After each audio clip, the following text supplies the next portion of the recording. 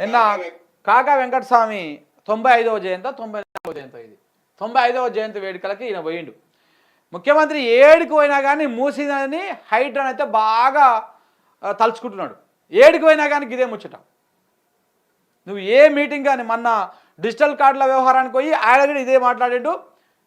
ఇప్పుడు నిన్న ఈడ కూడా ఇదే మాట్లాడుతూ ఉన్నాడు. ఏడికి పోయినా కానీ ఇదే వ్యవహారం ఆయన చేసేది. వెంకటస్వామి గారి జయంతి వర్ధంతి నేను మీ అందరితో చేసే మనవి ఏంటి అంటే, వర్ధంతులను అధికారికంగా నిర్వహించాల్సిన వాళ్ళు అసూయతోనో ద్వేషంతోనో ఇల్లు పేదోళ్లకు ఆడియో సింక్ అయితే లేదా ఇది నగరంలో ఇప్పించిన కాకును మర్చిపో ఈ ప్రాంతం నుంచి అర్థం కాలేదు. ఐఎన్పిఆరా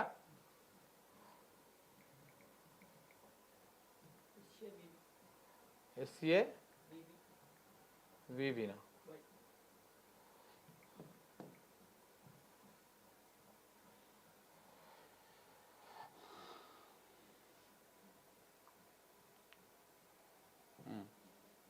ఆ పేదరి రకరకాలైన పెద్దగా ప్రాతినిధ్యం లేకపోయినా రెండవది ఎమర్జెన్సీ తర్వాత కాకా గొప్పతనం అంతా మనకు అవసరం లేదు. కాంగ్రెస్ పార్టీ జాతీయ కార్యాలయంగా మార్చండి అని చెప్పి వాళ్ళు ఇల్లు ఇచ్చిండ్రు. 1977 నుంచి ఈనాటి వరకు ఆనాడు కాకా వెంకటస్వామి గారి ఇల్లే ఈ రోజుకు కాంగ్రెస్ పార్టీ జాతీయ కార్యాలయంగా కొనసాగుతుందన్న సంగతి ఈడున్న చాలా మందికి తెలవాల్సిన అవసరం ఉన్నది.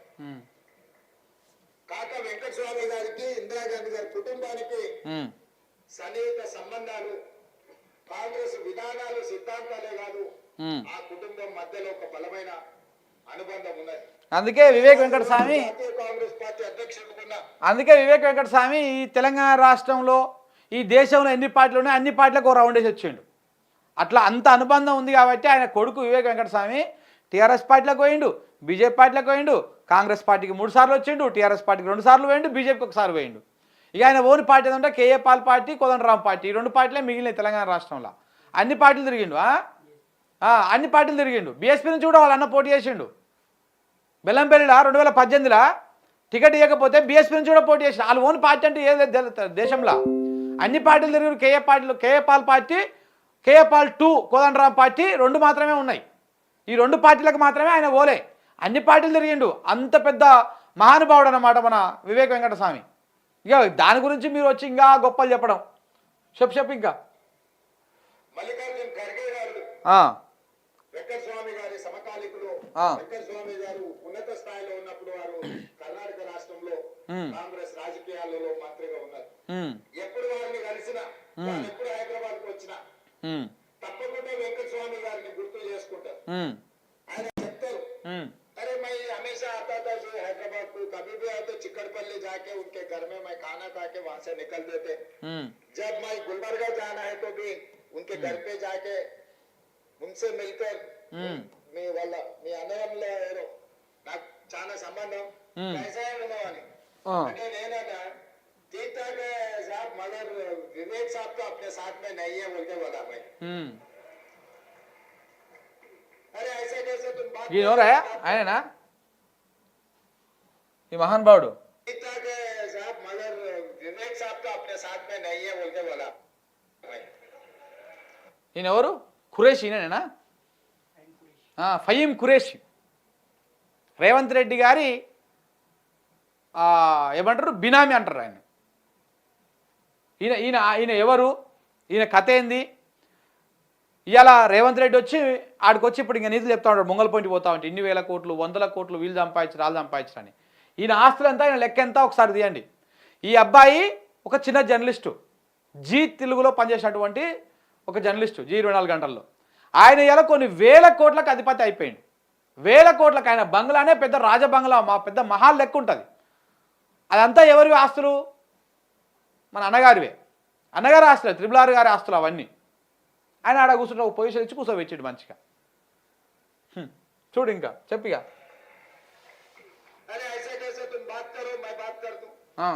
అరే వెంకటస్వామి గారి కొడుకు మన మీద కోపం ఎట్లా వస్తుంది, బయట ఎట్లా ఉంటాడు, లా వేసుకో అని నాకు చెప్పిండు.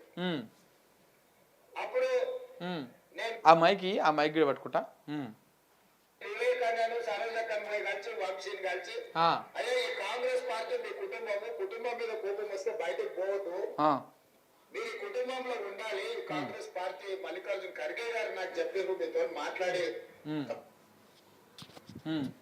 కాంగ్రెస్ పార్టీకి తీసుకురా అని, మీరు రాండి, ఈ పార్టీలో మనకందరికి మంచి జరుగుతుంది, ప్రజలకు మేలు జరుగుతుంది, మీరు రండి మనందరికి మంచి జరుగుతుంది. కాంగ్రెస్ పార్టీలో ఈయన కాంగ్రెస్ పార్టీ అంత సినిమా ఏం లేదాడ. లాస్ట్ మినిట్లో ఇంకొక 3 రోజులకు నామినేషన్ అయిపోతుంది అనగా పోయి కాంగ్రెస్ పార్టీలో జాయిన్ అయిపోయి అప్పటికప్పుడు కాంగ్రెస్ పార్టీలో టికెట్ తెచ్చుకున్నటువంటి వ్యక్తి వివేక్ వెంకటస్వామి. దానికి ఎంత గొప్ప చరిత్ర చెప్తారంటే అంత గొప్ప చరిత్ర చెప్తారు. బీజేపీలో ఉంటే గెలిచే అవకాశం లేదు, కాంగ్రెస్ పార్టీకి వస్తే ఆడనో ఏడనో కిందనో మీద వాడు ముక్కుతూ గెలిచేటువంటి అవకాశం ఉంది. అందుకని కాంగ్రెస్ పార్టీలోకి వచ్చినటువంటి వ్యక్తిని పట్టుకొని ఈ రాష్ట్రంలో ఎన్ని పార్టీలు అన్ని పార్టీలకు 2 సార్లు తిరిగినటువంటి వ్యక్తి. ఎవడైనా సరే ఒక పార్టీ నుంచి ఒక పార్టీకి ఒకసారే పోతాడు, మళ్ళీ ఇంకొకసారి వాళ్ళకి ఓరు పెద్దగా. కానీ ఒక్కొక్క పార్టీలోకి 2 సార్లు పోయిండు. బీఆర్ఎస్ పార్టీకి 2 సార్లు పోయిండు, కాంగ్రెస్ పార్టీకి 4వ వచ్చి కూర్చున్నాడు, వల్ల బీజేపీ పార్టీకి 2 సార్లు పోయిండు. అట్లా అన్ని పార్టీలకు 2 సార్లు పోయినటువంటి వ్యక్తి వివేక్ వెంకటస్వామి. ఆయనకు పెద్ద క్రెడిబిలిటీ ఈ లొటపీస్ అవన్నీ ఏం లేవు. కేవలం V6 అనే ఛానల్ ఉంది, వివేక్ మన వెలుగు అనేటువంటి పేపర్ ఉంది. ఈ రెండింటిని అడ్డం పెట్టుకొని జనాలకు ఆయన దగ్గర అయ్యింది అంతే. కాకా కొడుకు అనేది పక్కన పడేస్తే వివేక్ వెంకటస్వామిని ఎవడు దేకటోడు లేడు రాష్ట్రంలో. ఆ పేపరు ఆ ఛానల్ ఒకటి ఉన్నది కాబట్టి జనాలకు ఆడో ఏంటో పరిచయం ఉండవు. ఒక పలానా ఛానల్ ఓనరు, ఇంకా పలానా కాక కొడుకు అని చెప్పేసి. ఇంకా ఏమంటా ఉన్నాడు, మీరు రండి మనందరం కలిసి దోసుకోవచ్చు, మనకు మంచిగా ఉంటుంది అని చెప్పేసి మళ్ళీ దాన్ని మర్పించడం కోసము ప్రజలకు మంచి జరుగుతుంది, మనకు మంచి జరగకపోయినా. ఒకసారి మీరు చూడండి కావాలండి దగ్గరకు, ఇగో చూడండి. ఖర్గే గారు నాకు చెప్పారు, మీతో మాట్లాడి కాంగ్రెస్ పార్టీకి తీసుకురా అని, మీరు రాండి, ఈ పార్టీలో మనకందరికి మంచి జరుగుద్ది, ప్రజలకు మేలు జరుగుద్ది, నీకు నాకు మేలు జరిగినా జరగకపోయినా, లాభం ఉన్నా లేకపోయినా తెలంగాణ 4 కోట్ల రాష్ట్ర ప్రజలకు మేలు జరుగుతుంది. బా ఎన్ని అబద్ధాలు చెప్తావు రేవంత్ రెడ్డి, నువ్వు పొద్దుగాలు లేస్తే అబద్ధాలు తిని అబద్ధాలు తాగుతావా నువ్వు? నాకు అర్థం కాదు. ఈ కాంగ్రెస్ పార్టీ వల్ల కాంగ్రెస్ పార్టీ నాయకులకు తప్ప ప్రజలు ఎవ్వరికి మంచి జరుగుతలేదు. నువ్వు చెప్పిన ఫస్ట్ మాట కరెక్ట్, అది 100% నిజం. మీరు రండి మనకు మంచి జరుగుతుంది ఈ పార్టీలో అన్నది చూస్తావా, అది కరెక్ట్. మనకు మంచి జరగకపోయినా పర్లేదు, ప్రజలకు మంచి జరుగుతుంది అంటున్నావు చూస్తావా, అది తప్పు. 200% తప్పది, దాంట్లో ఎలాంటి డౌట్ లేదు, అది తప్పది. కానీ అబద్ధాలు ఎంతమంది చెప్తావు అంటే నువ్వు అప్పటికప్పుడు అల్లేసుకుంటావు. ఇప్పుడే ఒక మాట పుసుకున్న వాస్తవం వచ్చేస్తుంది, మళ్ళీ అలానే నేను వాస్తవం చెప్తే కదా అని చెప్పేసి మళ్ళీ అంటే ఒక అబద్ధాన్ని అల్లేస్తావు. అది నీ తెలివి. అది రేవంత్ రెడ్డికి ఉన్నటువంటి తెలివిలల్లా అదొకటన్నమాట. మహామాయగాడివి, మాటలు వచ్చినటువంటి మాయగాడివి. మాయల పక్కీర్ కంటే ఎక్కువ వస్తాయి నీకు మాటలు. మీరందరూ కూడా రావాలి అని చెప్పి వాళ్ళందరినీ కాంగ్రెస్ కుటుంబంలో కలిపి మొన్న జరిగిన ఎన్నికలలో, అది శాసనసభ కావచ్చు, పార్లమెంట్ కావచ్చు, అన్నిట్లలో వారికి వచ్చిన అవకాశాలను వారు సద్వినియోగం చేసుకున్నారు. వెంకటస్వామి గారి కుటుంబంనే కాకుండా సమర్థతతో వాళ్ళు నిరూపించుకొని ప్రజాప్రతినిధులుగా ఎన్నికైనారు. అందుకే ఈరోజు ప్రేమ్ సాగర్ రావు గారు ఎప్పుడు కలిసినా ఆదిలాబాదును అభివృద్ధి చేయాల్సిన అవసరం ఉంది, మీరు దత్తత తీసుకోండి అని నేను PCC అధ్యక్షుడిగా ఆదిలాబాద్ వెళ్ళినప్పుడు వారు నాతో వేదిక మీద నుంచి చెప్పించారు. ఈ రోజు నేను మీకు స్పష్టంగా ఆదిలాబాద్ జిల్లా పెద్దపల్లి పార్లమెంట్ ప్రాంతానికి సంబంధించిన అభివృద్ధి కార్యక్రమాలకు మొదటి ప్రాధాన్యత ఇవ్వడమే కాకుండా బట్టి విక్రమార్క గారు చెప్పినట్టు ప్రాణహిత చేవెళ్లకు డాక్టర్ బాబాసాహెబ్ అంబేద్కర్ గారి పేరు కూడా వెంకటస్వామి గారి సూచన మేరకు ఆ రోజు పెట్టడం జరిగింది. కానీ ఆ తర్వాత వచ్చిన ప్రభుత్వాలు డాక్టర్ బాబాసాహెబ్ అంబేద్కర్ గారి పేరు మార్చి ప్రాజెక్టుల రీడిజైనింగ్ పేరు మీద 1,00,000 కోట్లు. రేవంత్ రెడ్డి గారు మీకు తెలిస్తేనేమో చెప్పండి వాస్తవాలు, కానీ అబద్ధాలు ఇట్లా అధికారిక కార్యక్రమాలల్లో ముఖ్యమంత్రి హోదాలో ఉండి మాట్లాడదు, తప్పదు. మీరు చెప్పేటి అబద్ధాలు. డాక్టర్ ప్రాణహిత చేవేళ్ళకి డాక్టర్ బిఆర్ అంబేద్కర్ గారి పేరుని మార్చలేదు. ప్రాణహిత చేవెళ్ళ ప్రాజెక్టు 2 భాగాలు చేసిర్రు. ఒకటేమో కాళేశ్వరము, ఇంకొకటేమో ప్రాణహిత అనేటువంటి ప్రాజెక్టు. దాంట్లో కాళేశ్వరానికి కాళేశ్వరం అనేటువంటి పేరు పెట్టిర్రు. ఆ మేడిగడ్డ నుంచి ఉన్నటువంటి లింకుకు ఏదైతే మీరు గతంలో Congress party YS Rajasekhara Reddy proposal చేసినటువంటి ఆ తుమ్మిడేటి దగ్గర కట్టినటువంటి కట్ట, దానికి 148 మీటర్ల ఎత్తు, తర్వాత 152 మీటర్ల ఎత్తు, ఇవన్నీ కథ అంతా ఇదేదో చిక్కుముడ్ల వ్యవహారం ఉందని చెప్పేసి దాన్ని ఒక ప్రాజెక్టుగా డివైడ్ చేసి దానికి అదే పేరును అట్లనే కంటిన్యూ చేసిర్రు. ప్రాణహిత సుజల స్రవంతి ఏదైతే డాక్టర్ బిఆర్ అంబేద్కర్ సుజల స్రవంతి ఉందో అదే పేరు ఉంది దానికి.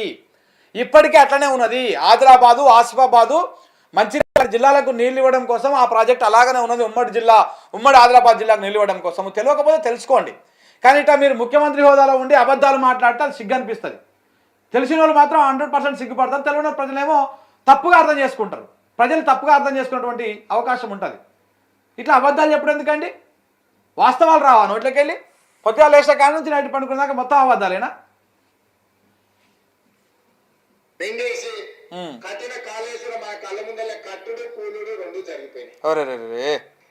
అలా నువ్వు కొట్టుకపోయినావేమో అనుకున్నాం మీ పక్కన.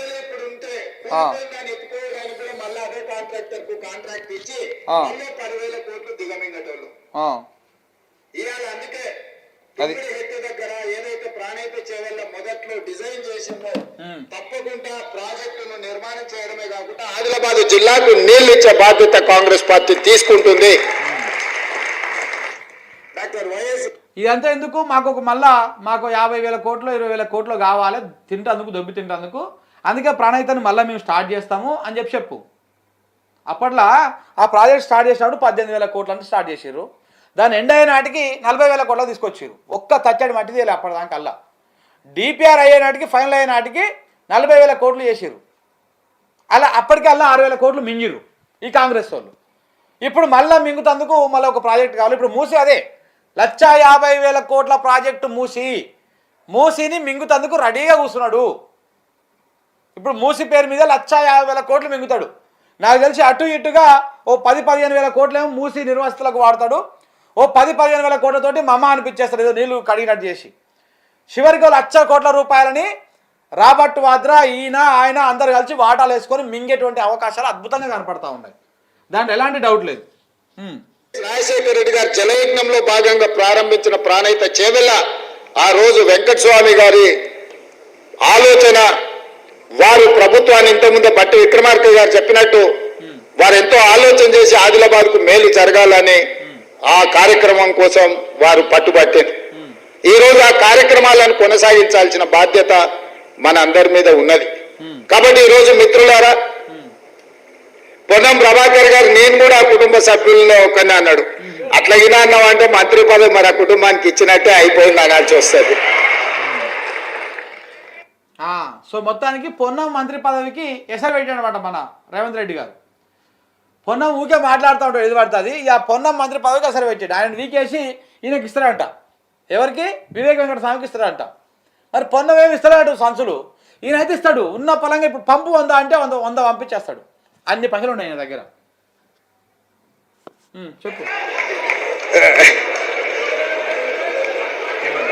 ఓకేనా? నవ్వొకసారి చాలా ఇబ్బందికరంగా ఉంది. సో అందుకే ఈరోజు రాష్ట్ర ప్రభుత్వంలో తీసుకోబోయే నిర్ణయాలలో కాకా వెంకటస్వామి గారి కుటుంబం యొక్క పాత్ర క్రియాశీలకంగా ప్రముఖంగా ఉంటుంది. ఇది పార్టీ యొక్క ఆలోచన. తప్పకుండా ఆదిలాబాద్ ప్రాంత అభివృద్ధికి తెలంగాణ రాష్ట్రంలో ప్రభుత్వం అమలు చేసే సంక్షేమ అభివృద్ధి కార్యక్రమాలకు వాళ్ళ నుంచి సంపూర్ణమైన సహకారం తీసుకోవడం జరుగుతుంది. వారు ఒక స్ఫూర్తి కాకా వెంకటస్వామి గారు. కాకా వెంకటస్వామి గారికి ఆస్తులకు మాత్రమే వాళ్ళు వారసులు. వారి ఆలోచన విధానానికి అండగా నిలబడ్డప్పుడే మిమ్మల్ని ఎవరిని నిర్వాసితులను చేయము, మిమ్మల్ని. అందుకే ఈ రోజు నేను స్పష్టంగా మూసి పరివాహక ప్రాంతంలో ఉన్న పేదలకు ఒక మాట ఇవ్వదలుచుకున్నా. మిమ్మల్ని ఎవరిని నిర్వాసితులను చెయ్యము, మిమ్మల్ని అనాథలను చెయ్యము. తప్పకుండా మిమ్మల్ని ఆదుకునే విధంగా. మిమ్మల్ని అనాథ చేయమని చెప్తా ఉన్నాడు అంటే చేస్తాము అన్నట్టు. మిమ్మల్ని నిర్వాసితులను చెయ్యము అంటున్నావు అంటే చేస్తాము అన్నట్టు. నువ్వు ఒకవేళ నిర్వాసితం చేయకపోతే నీకు పద్ధతి ఉంటుంది, ఓ పాడు ఉంటుంది, దానికి ఒక జీవో ఉంటుంది, ఓ లెక్క పత్రం ఉంటుంది, వాళ్ళని ఎక్కడి నుంచి తీసుకపోతే ఏమి ఇస్తున్నాము ఏంది కథ అవన్నీ ఒక ప్రాసెస్ ఉంటుంది. ఆ కాగితం కత్వం ఏది లేక ముందే వాళ్ళ ఇంటి గులగొడుతున్నావు? వాళ్ళ నిర్వసతులు చేయవు, వాళ్ళని రోడ్డు పాలు చేయవు అనుకుంటే ఇవన్నీ ఏం చేయకముందుకే ఎందుకు వాళ్ళని రోడ్ల మీద రోడ్డు పాలు చేస్తూ ఉన్నావు? చెప్పు. మీకు ప్రత్యామ్నాయం ఏర్పాట్లు చేసే బాధ్యత రాష్ట్ర ప్రభుత్వం తీసుకుంటుంది. ఇప్పటిదాకా రాష్ట్ర ప్రభుత్వం ఆ బాధ్యత రాష్ట్ర ప్రభుత్వం తీసుకుంటుంది, ఆ బాధ్యత ఇందిరమ్మ సర్కార్ తీసుకుంటుంది, ఆ బాధ్యత కాంగ్రెస్ తీసుకుంటుంది అని చెప్పేసి రైతు రుణమాఫీ గురించి గదే చెప్పిండు, రైతు బంధు గురించి గదే చెప్పిండు, పింఛన్లు 4000 ఇస్తామని గదే చెప్పిండు, ఉద్యోగుల జీవితాల గురించి అదే చెప్పిండు, అందరికీ అవే చెప్పిండు. ఎవరిదన్నా మారినే ఆ బాధ్యత మేము తీసుకుంటాము అనేటి చెప్పినటువంటి ఒక్కటన్నా అది నెరవేరిందా? ఏ హామీనైనా? అవి ఎంత వాస్తవమో ఇది చెప్పేది కూడా అంతే వాస్తవం. వచ్చే నెల నుంచి మీరు కరెంటు బిల్లు కట్టాల్సిన అవసరం లేదు అని చెప్పిండు. ఆ బాధ్యత ఇందిరమ్మ సర్కార్ తీసుకుంటుంది, ఇందిరమ్మ రాజ్యం తీసుకుంటుంది అని చెప్పిండు. మనం కరెంటు బిల్లు కడుతున్నామా కడతలేమా? కడుతున్నాం. కానీ నేను చెప్పింది మాత్రం అబద్ధం. ఇట్లా అబద్ధాలు చెప్పుకుంటూ వచ్చిన అన్నికి. ఈ నెల మీరు 2000 తీసుకొని వచ్చే నెల నుంచి 4000 ఇచ్చే బాధ్యత రేవంత్ రెడ్డి తీసుకుంటాడు, కాంగ్రెస్ ప్రభుత్వం తీసుకుంటుంది, కాంగ్రెస్ కార్యకర్తలు తీసుకుంటారని చెప్పిండు. ఎవరికైనా 2000 4000 చేసిన పింఛను ఉన్న 2000 వస్తలేవు. ఈసారి కేసీఆర్ 10,000 ఇస్తుండడానికి నేను రాగానే 15,000 ఇస్తా అని చెప్పిండు. ఆ బాధ్యత మాది అని చెప్పిండు. వచ్చినాయా? 10,000 రాలే, 15,000 రాలే, ఏమి రాలే. ఉన్నది పోయింది, ఉంచుకున్నది పోయింది, అంత ఆగమాగం అయింది పరిస్థితి రైతులది. ఇక ఇప్పుడు ఇంకొక బాధ్యత చెప్తా ఉన్నాడు. ఏం చెప్తా ఉన్నాడు? నిర్వాసితులు కాకుండా చూసుకునే బాధ్యత మాది అంటా ఉన్నాడు. అంటే ఇక ఇలా బతుకు కూడా బస్ స్టాండ్ అయినట్టే. చెప్పు. ఉన్న కష్టాలలో ఇక్కడికి వచ్చి ఆ మూసి మురికిలో దోమలకు అక్కడుండే కాలుష్యమైన వాతావరణంలో కూడా ఉంటున్నారు, నివసిస్తున్నారు. అంటే నిజంగా వాళ్ళు అత్యంత నిరుపేదలు. ఏ ఆదరణ లేక ఏమి చేయాలో తెలియకనే నిరుపేదలు అని చెప్తే ఆ సున్నం చెరువు పక్కన మూసి పక్కన పెడదాం కాసేపు. సున్నం చెరువు పక్కన గుడిసెలు వేసుకొని కొంతమంది పేద కుటుంబాలు ఉన్నాయి. ఆ గుడిసెలు వేసుకున్నటువంటి వాళ్ళు ఎవరు తెలుసా? పాలమూరుకి వెళ్ళి వలస వచ్చినటువంటి వాళ్ళు, పేద బిడ్డలు. వాళ్ళకు భూములు లేవు, ఇల్లు లేక వాళ్ళు వచ్చి ఆ గుడిసెలు వేసుకొని ఇళ్లల్లో పనులు చేసుకొని ఆ చుట్టుపక్కల ప్రాంతాల్లో ఉంటున్నారు. సరే, వాళ్ళు ఉన్నది వాళ్ళ భూమి ఏం కాదు, అది ప్రభుత్వ భూమి. అది అలాంటి పేద కుటుంబాలను కూడా ఓర్వలేని తరం ఇది. అలాంటి పేద కుటుంబాలని వాళ్ళని ఖాళీ చేయమని చెప్తే ఓ వారం 10 రోజులు టైం ఇస్తే వాళ్ళు వెళ్ళిపోతారు ఎక్కడికో దగ్గర గుడిసెలు వేసుకొని. అవి మొత్తం సమానం ఇక్కొని పోతారు. కనీసం ఆ సమయం కూడా ఇవ్వకుండా, వాళ్ళు తిన్నటువంటి అన్నం కూడా ఆ గిన్నెలు కూడా బయట తీసుకోకుండా, చిన్న చిన్న పిల్లల పుస్తకాలు కూడా తెచ్చుకోకుండా, గర్భిణీ స్త్రీలు ఉన్నారని కూడా చూడకుండా, ముసలోళ్ళు ఉన్నారని కూడా చూడకుండా అందరినీ బయటికి నూకేసి ఆ ఇండ్లని మొత్తం అతలాకుతలం చేసి ఆగమాగం చేసినావు. నువ్వు కూలబట్టి పోగానే ఆడ వర్షం వచ్చింది, ఆ వర్షాన్ని కూడా తలదాసుకోవడానికి వాళ్ళకి నీడ లేకుండా పోయింది, ఒక అడ్డం లేకుండా పోయింది. వాళ్ళందరూ ఎవరు? నీ పాలమూరు జిల్లాకు సంబంధించినటువంటి పేదలే. ఇగో గాలకే బతుకైందో వాళ్ళ నెట్ ఆగం చేసిన రోడ్డు మీద. ఇప్పుడు మూసిలో ఉన్నటువంటి వాళ్ళందరినీ కూడా గట్టనే ఆగం చేస్తాడు, 15,000 కుటుంబాలని. ఏది ఓన్లీ FTL పరిధి. మళ్ళీ బఫర్ జోన్ తీసుకుంటే 1,00,000 కుటుంబాలకు అవుతుంది. బఫర్ జోన్ పరిధి తీసుకుంటే 1,00,000 కుటుంబాలకు అవుతుంది. ఓన్లీ FTL పరిధే 15,000 కుటుంబాలు. ఇవాళ చెప్తా ఉన్నాడు ఆయన, మేము పేదోళ్ళని చేయము, మేము బజారు పాలు చేయము వాళ్ళని అని చెప్పేసి. అంటే వాళ్ళని చేస్తారు అన్నట్టే. వాళ్ళు అక్కడ నివసిస్తున్నారు. బఫర్ జోన్ లో ఉన్న వాళ్ళు కూడా డబ్బులు ఉన్న వాళ్ళు కాదు, వాళ్ళు పేదవాళ్ళు. అందుకే మూసి రివర్ బెడ్ లో ఉన్న వాళ్ళకి కానీ, బఫర్ జోన్ లో ఉన్న వాళ్ళకి కానీ తప్పకుండా రాష్ట్ర ప్రభుత్వం ప్రత్యామ్నాయం చూపిస్తుంది. పేదలకు నిల్వ నీడనివ్వడానికి ఒక నిర్ణయం తీసుకున్న కాక వెంకటస్వామి గారి జయంతి సందర్భంగా నేను చెప్పదలుచుకున్నా, మీరు ఎవరైనా రెచ్చగొడితే వారి మాటలు నమ్మకండి. ప్రభుత్వానికి ఒక స్పష్టమైన విధానం ఉంది. ఏందో ఆ విధానం చెప్పు ఫస్ట్. ప్రభుత్వానికి ఉన్న స్పష్టమైన విధానం ఏంటో ముందు అది చెప్పు. ఆ నిర్వాసితులు ఎట్లా ఆదుకోవాలనో చెప్పు. అది చెప్పినాక నువ్వు బుల్డోజర్లను పంపి ఆడికి. ముందే పోయి RB అని రాసి ఆ ఇండ్లను ఊలగొట్టి వాళ్ళ రోడ్డు మీద ఆగం చేసి వాళ్ళకి పట్టాలు లేకుండా ఏదో కాగితం చేతిలో పెట్టి 25,000 రూపాయలు ఇచ్చి వాళ్ళని పంపించేసి రేపు రాబర్ట్ వాద్రాకి 1,50,000 కోట్లు అప్పయ్యే చూస్తా ఉన్నావు నువ్వు. ముందు నీ విధానం ఏంది? మూసిలను ఎట్లా ప్రక్షాళన చేద్దాం అనుకుంటున్నావు? ఎక్కడి నుంచి స్టార్ట్ చేసి ఎక్కడ ఎండ్ చేద్దాం అనుకుంటున్నావు? ఏంది కథ? ఎన్ని ఇండ్లు పోతున్నాయి? ఎంతమందిని ఎట్లా ఆదుకుంటున్నావు? ఇవన్నీ ముందు ఒక విధానాన్ని, ఒక పాలసీని చెప్పిన తర్వాత అప్పుడు నువ్వు రైతులని, అప్పుడు ఆ పేద ప్రజలని బయటికి వెళ్ళగొట్టేటువంటి కార్యక్రమం చేయి. అది చేయకుండా ముందే నువ్వు అందరిని వెళ్ళగొట్టి తర్వాత ఏదో సినిమా ఉంటుంది చూసినావా? ఏం సినిమా అది? మన జనతా గ్యారేజ్. సేమ్ గిట్లనే ఓ ఒక స్లమ్ ఏరియాలో ఒక ప్రభుత్వ భూమిలో ఉంటారు వాళ్ళు ప్రజలు, అది ఒక 100 ఎకరాలు 200 ఎకరాలు ఉంటుంది. అందులోకి వెళ్ళి ఒక 100 ఎకరాలు ఇవ్వండి, మీరు మొత్తం అన్నీ ఖాళీ చేయండి. ఖాళీ చేసినాక అల్లకెళ్ళి మేము 100 ఎకరాలు మేము ఒక ప్రాజెక్ట్ కడతాము, మిగతా 100 ఎకరాలలో మంచి మంచి ఇండ్లు కట్టి పేదలకు ఇస్తాము అని చెప్తా ఉంటారు. అందులో ఆ మోహన్ లాల్ దాన్ని ఒప్పుకోడు అనమాట. ఒప్పుకోకపోతే దేనికి ఒప్పుకోడు అంటే, ముందు మీరు ఇది కట్టినాక ఇంత పెద్ద పెద్ద బంగ్లాల ముంగల, ఇంత పెద్ద పెద్ద మల్టీప్లెక్స్ల ముంగల గీ పేద ప్రజలేంది, గీ మురికి ప్రజలేంది అని చెప్పేసి అప్పుడు అనిపిస్తే ఎక్కడ పోవాలి వాళ్ళు, ముందు పేదల ఇండ్లు కట్టండి, తర్వాత మీరు మీ ప్రాజెక్ట్ కట్టుకోండి అని చెప్తాడు. సేమ్ అదే పాలసీ ప్రకారము ముందు నువ్వు మూసీ నిర్వాసితులకు న్యాయం చేయాలనుకుంటే, రేవంత్ రెడ్డికి నిజంగా చిత్తశుద్ధి ఉంటే, మూసీ నదిలో ఉన్నటువంటి మూసీ నది పరివాహక ప్రాంతంలో బతుకుతున్నటువంటి పేదల మీద, పేద ప్రజల మీద ప్రేమ ఉన్నట్టయితే ముందు ఆ 15,000 కుటుంబాలకి ముందు ఆశ్రయం కల్పించు. ముందు ఆ 15,000 కుటుంబాలకు ఆ ఇళ్లకు పంపించి వాళ్ళకు ఉపాధి చూపించి అప్పుడు నువ్వు గులగొట్టు. కానీ ముందే గులగొడతాం తర్వాత కట్టిస్తామంటే, ముందు నువ్వు గులగొట్టి నువ్వు గట్టెక్కినాక వాళ్ళని ఎందుకు పట్టించుకుంటావు? ఇప్పుడు ఓట్లేసి నేను గట్టెక్కించినాక, ఓట్లేసిన దాకా అందరి కాడికి పోయినావు, అమ్మ అక్క అన్న పోయినావు, పిల్లల మూతులు తుడిచినావు, ముక్కులు తుడిచినావు, అన్నీ తుడిచినావు. ఓటేసి గెలిచినాక ఇవాళ దగ్గరకు పోతున్నావా, ఎవరి దగ్గరకైనా పోతున్నావా? ఏ సాధారణ పబ్లిక్ అయినా కలిసినావా నువ్వు ఈ 10 నెలల్లో? ఎవరిని కలవలే. నీ అంత లెక్క పాలిస్తా ఉన్నావు నువ్వు ఇవాళ. అసలు నువ్వు మంత్రుల మాటనే ఇంటలేవంట, పేద ప్రజల దానికెందుకు? సో అట్లా నువ్వు ముందు నిర్వాసితుల 15,000 ఇళ్లకు సంబంధించి, ఆ కుటుంబాలకు సంబంధించి ముందు వాళ్ళకు ఒక అండ చూసిన తర్వాత నువ్వు ఆ ప్రాజెక్ట్ చేయాలి. మిమ్మల్ని ఆదుకుంటుంది, వాళ్ళు వీళ్ళు వచ్చి మాటలు చెప్పిన వాళ్ళు వాళ్ళ ఫామ్ హౌస్లను కాపాడుకోవడానికి మిమ్మల్ని ముసుగుగా రక్షణ కవచంగా వాడుకుంటుండ్రు తప్ప మీ ప్రయోజనం కోసం కాదు. ఈ రోజు ఆ మాట్లాడే వాళ్ళందరికీ నేను సూచన చేస్తున్నా, ఈ పేదలకు ఏం చేద్దాం. ఇప్పుడు ఏమంటున్నాడు ఈయన, వాళ్ళ ఫామ్ హౌస్లు కాపాడుకోవడానికి ఇది చేస్తా ఉన్నాడు అంటున్నాడు. కేటీఆర్ డైలాగ్ ఉందా ఇలా?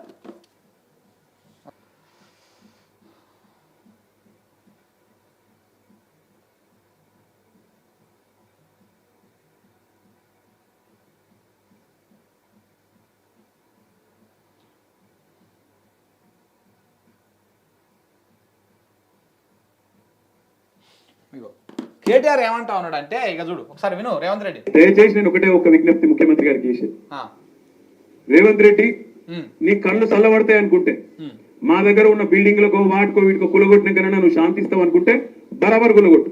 కానీ ఆడికి బంద్ చేయి, ఆడికి కులగొట్టుడు బంద్ చేయి, పేదోళ్ళ కడుపుల కొట్టుడు బంద్ చేయి. మా ఇల్లు కులగొడితే నీ కడుపు చల్లబడుతుంది అనుకుంటే మా ఈ కులగొట్టు ఆడికి ఆపేయి. పేదవాళ్ళకి మాత్రం కులగొట్టుడు దయచేసి ముట్టుకోకు. ఎందుకంటే ఇవాళ బాధ అనిపిస్తున్నది. ఓరికేమో రైతుల గోస ఇక్కడిక్కడున్నది ఊళ్ళలో. అర్థమైందా? రేవంత్ రెడ్డి ఏమంటాడు ఆయన, నువ్వు పొద్దుగా లేస్తే అదే జన్వాడ ఫామ్ హౌస్ గురించో, లేకపోతే సబితా రెడ్డికి సంబంధించినటువంటి అలా ఫామ్ హౌస్ల గురించో వీటి గురించో మాట్లాడుతూ ఉంటావు కదా. సరే నీకు కన్ను చల్లబడతాయి అనుకుంటే, మా ఫామ్ హౌస్లు కూలగొట్టడమే నీ టార్గెట్ అనుకుంటే కూలగొట్టేసాయి. మా ఇంట్లో వచ్చి మా ఇంట్లో కూలగొట్టేసాయి, మొత్తం నేలమట్టం చేసేసాయి. కానీ ఇక మా ఇంట్లోనే ఆపేసాయి అవి. ఇక ఏ పేదోడు ఇంటి దగ్గరికి పోకు నువ్వు బుల్డోజర్లు పట్టుకొని. మా ఇల్లు గులగొట్టేసి నీ కన్ను చల్లబడతాయి అనుకుంటే, నీ కడుపు చల్లబడుతుంది అనుకుంటే అది గులగొట్టేసి ఇక ఊకో. కానీ ఏ పేదోని రోడ్డు మీద పడేయకు, ఏ పేదోని ఇంటిని ముట్టుకోకు, ఏ పేదోని జీవితాన్ని ఆగం చేయకు అని చెప్పేసి ఆయన చెప్తా ఉన్నాడు. మరి నువ్వు చెప్పిన మాట కానీ రెడీగా ఉన్నారు కదా, మరి ఈ పని చేయిపోను నువ్వు రేవంత్ రెడ్డి, నువ్వు ఈ పని అయినా చెయ్యి. ఇప్పుడు ప్రతిపక్ష నాయకులుగా వాళ్ళు చెప్తా ఉన్నారు, నువ్వు మా ఫామ్ హౌస్ల మీద నీ నోరు పడ్డది కదా. ఎందుకంటే చూడండి ఇక్కడ కూడా అదే అంటాడు, ఇక ఈడ కూడా అదే మాట. ఇగో సలహా ఇవ్వండి, ఇగో కవచంగా వాడుకుంటుండ్రు తప్ప మీ ప్రయోజనం. వాళ్ళు వీళ్ళు వచ్చి మాటలు చెప్పిన వాళ్ళు వాళ్ళ ఫామ్ హౌస్లను కాపాడుకోవడానికి మిమ్మల్ని ముసుగుగా రక్షణ కవచంగా వాడుకుంటుండ్రు తప్ప మీ అర్థమైంది కదా. నువ్వు చెప్పిన మాట ఏంది, అదే కేటీఆర్ ఫామ్ హౌస్ లేకపోతే సబితా రెడ్డికి సంబంధించినటువంటి ఫామ్ హౌస్లో, మిగతా బీఆర్ఎస్ నాయకుల ఫామ్ హౌస్లో, ఇవన్నీ దాని ఉద్దేశంతో నువ్వు మాట్లాడుతూ ఉన్నావు కదా, వాళ్ళే రెచ్చగొడతారని ఆయన చెప్తా ఉన్నాడు ఓపెన్గా. నీ కళ్ళు చల్లబడతాయి అంటే వచ్చి మా ఫామ్ హౌస్ కూలగొట్టేసాయి, కానీ ఇంక అక్కడితోనే ఆపేసాయి. పేదల ఇండ్లు ముట్టుకోకు, పేదలని ఆగం చేయకు, వాళ్ళని ఇండ్లు లేనని చేయకు అని చెప్పేసి కేటీఆర్ చెప్తా ఉన్నాడు. మళ్ళీ ఒకసారి విను ఈ మాటని మళ్ళీ ఒకసారి విను రేవంత్ రెడ్డి. నీకు వినపడుతుందా వినపడతలేదు చెవులు? దయచేసి నేను ఒకటే ఒక విజ్ఞప్తి ముఖ్యమంత్రి గారికి చేసి, రేవంత్ రెడ్డి నీ కళ్ళు చల్లబడతాయి అనుకుంటే, మా దగ్గర ఉన్న బిల్డింగ్లకు వాటికో వీటికో కులగొట్టినాకైనా నువ్వు శాంతిస్తావు అనుకుంటే బరాబర్ కులగొట్టు. కానీ ఆడికి బంద్ చేయి, ఆడి కులగొట్టుడు బంద్ చేయి, పేదోళ్ళ కడుపుల కొట్టుడు బంద్ చేయి. మా ఇల్లు కులగొడితే నీ కడుపు చల్లబడుతుంది అనుకుంటే మా ఈ కులగొట్టు ఆడికి ఆపేయి. పేదవాళ్ళకి మాత్రం కులగొట్టుడు దయచేసి ముట్టుకోకు. ఎందుకంటే ఇవాళ బాధ అనిపిస్తున్నది. ఓదికేమో రైతుల గోస ఇక్కడ ఇట్లున్నది ఊళ్ళల్లో. హైదరాబాద్ పోతేనేమో ఆ మూసికాడికి పోతే పాపం 30 ఏళ్ళు 40 ఏళ్ళు 50 ఏళ్ళకేంచి వాళ్ళని ఇవాళ ఆక్రమణదారులు అంటాడు ఒకడు, కబ్జాదారులు అంటాడు ఒకడు. అరే నీ నువ్వే ఇచ్చినావు కదా రాబోయ్, నువ్వే కాగితాలు ఇస్తువి, నువ్వే వాళ్ళకి రిజిస్ట్రేషన్ చేస్తువి, నువ్వే బిల్డింగ్ పర్మిషన్ ఇస్తువి, నువ్వే 40-50 ఏళ్ళకెళ్ళి వాళ్ళతోని గర్భట్టి కట్టించుకోబడుతుంది, 40-50 ఏళ్ళకెళ్ళి మున్సిపల్ నీళ్ల పన్ను కట్టించుకోబడుతుంది. అన్ని పైసలు ఇన్ని రోజులు దొబ్బి తిన్నదేమో గవర్నమెంట్. ఇప్పుడేమో వాళ్ళు పేదవాళ్ళందరినీ పట్టుకొని ఇగో వీళ్ళు గరీబ్ గాళ్ళు, వీళ్ళకి ఏ దిక్కు లేదు, బుల్డోజర్ పంపిస్తా, కూలగొడతా, వీళ్ళు కబ్జాకోరులు, అది ఇదని మాట్లాడుతూ ఉన్నాడు. ఇది ఎంతవరకు న్యాయం? ఇది రేవంత్ రెడ్డి ఇప్పటికైనా ఆలోచన చేసుకోవాలి. నువ్వు వాళ్ళు రెడీగా ఉన్నారు, నువ్వు కూలగొడతా అంటే వాళ్ళ ఇల్లు కూలగొట్టుకోవడానికి, కానీ పేదల ఇల్లు కూలగొట్టద్దు. 100% ఈ మాట మీద నువ్వు నిలబడాలి. ఇంకా నువ్వు నీతులు చెప్పి తప్పించుకునే ప్రయత్నం చేయొద్దు. ఇక చెప్పి ప్రయోజనం కోసం కాదు. ఈ రోజు ఆ మాట్లాడే వాళ్ళందరికీ నేను సూచన చేస్తున్నా, ఈ పేదలకు ఏం చేద్దామో సలహా ఇవ్వండి. అదే చెప్తారు వాళ్ళు. ఆ పేదలకు ఏం చేయాలంటే ఇంకోటి ఉందా? ఏముంది? ఇగో ఇంకొక ఆయన కూడా చెప్పాడు చూడు, కార్తిక్ గిడ. ఒకటే తెలుస్తుంది ముఖ్యమంత్రి గారికి, కొత్తగా నేర్చేది ఇప్పుడు సబితమ్మ నీ 3 కొడుకులకి 3 ఫామ్ హౌస్లు దాని సంగతి ఏందని అడుగుతున్నాడు. పొద్దుగాల మాలేసి నాకు అడుగుతున్నది, అరే 3 ఫామ్ హౌస్ ఎడగట్టినవరా అని నాకు అడుగుతున్నాడు. నేను చెప్పిన మా అమ్మ నాకు తెలియదు, బహుశా ముఖ్యమంత్రి గారు నా కోసం 3 ఫామ్ హౌస్ కట్టి గిఫ్ట్ నీకు దగ్గర పెట్టిండేమో అనుకుంటున్నా. ముఖ్యమంత్రి గారు నాకున్న ఒకటే ఒక్క కొత్తిల్లు, అది మినహాయించి 3 గెస్ట్ హౌస్లు 3 ఫామ్ హౌస్లు ఏడున్నాయో మీరే గుర్తించుకోండి, దాన్ని మీరే కూలగొట్టండి అంట. అది ఇక క్లారిటీ వచ్చింది కదా. మొన్న మాట్లాడాడు, నిన్న కాదు అది మొన్న మాట్లాడాడు. నిన్ననే మాట్లాడా కేసీఆర్కి ఫామ్ హౌస్ ఉన్నది, ఆయనకు ఫామ్ హౌస్ ఉన్నదని. నిన్న కాదు మొన్న అనుకుంటుంది, అది మొన్న మాట్లాడాడు.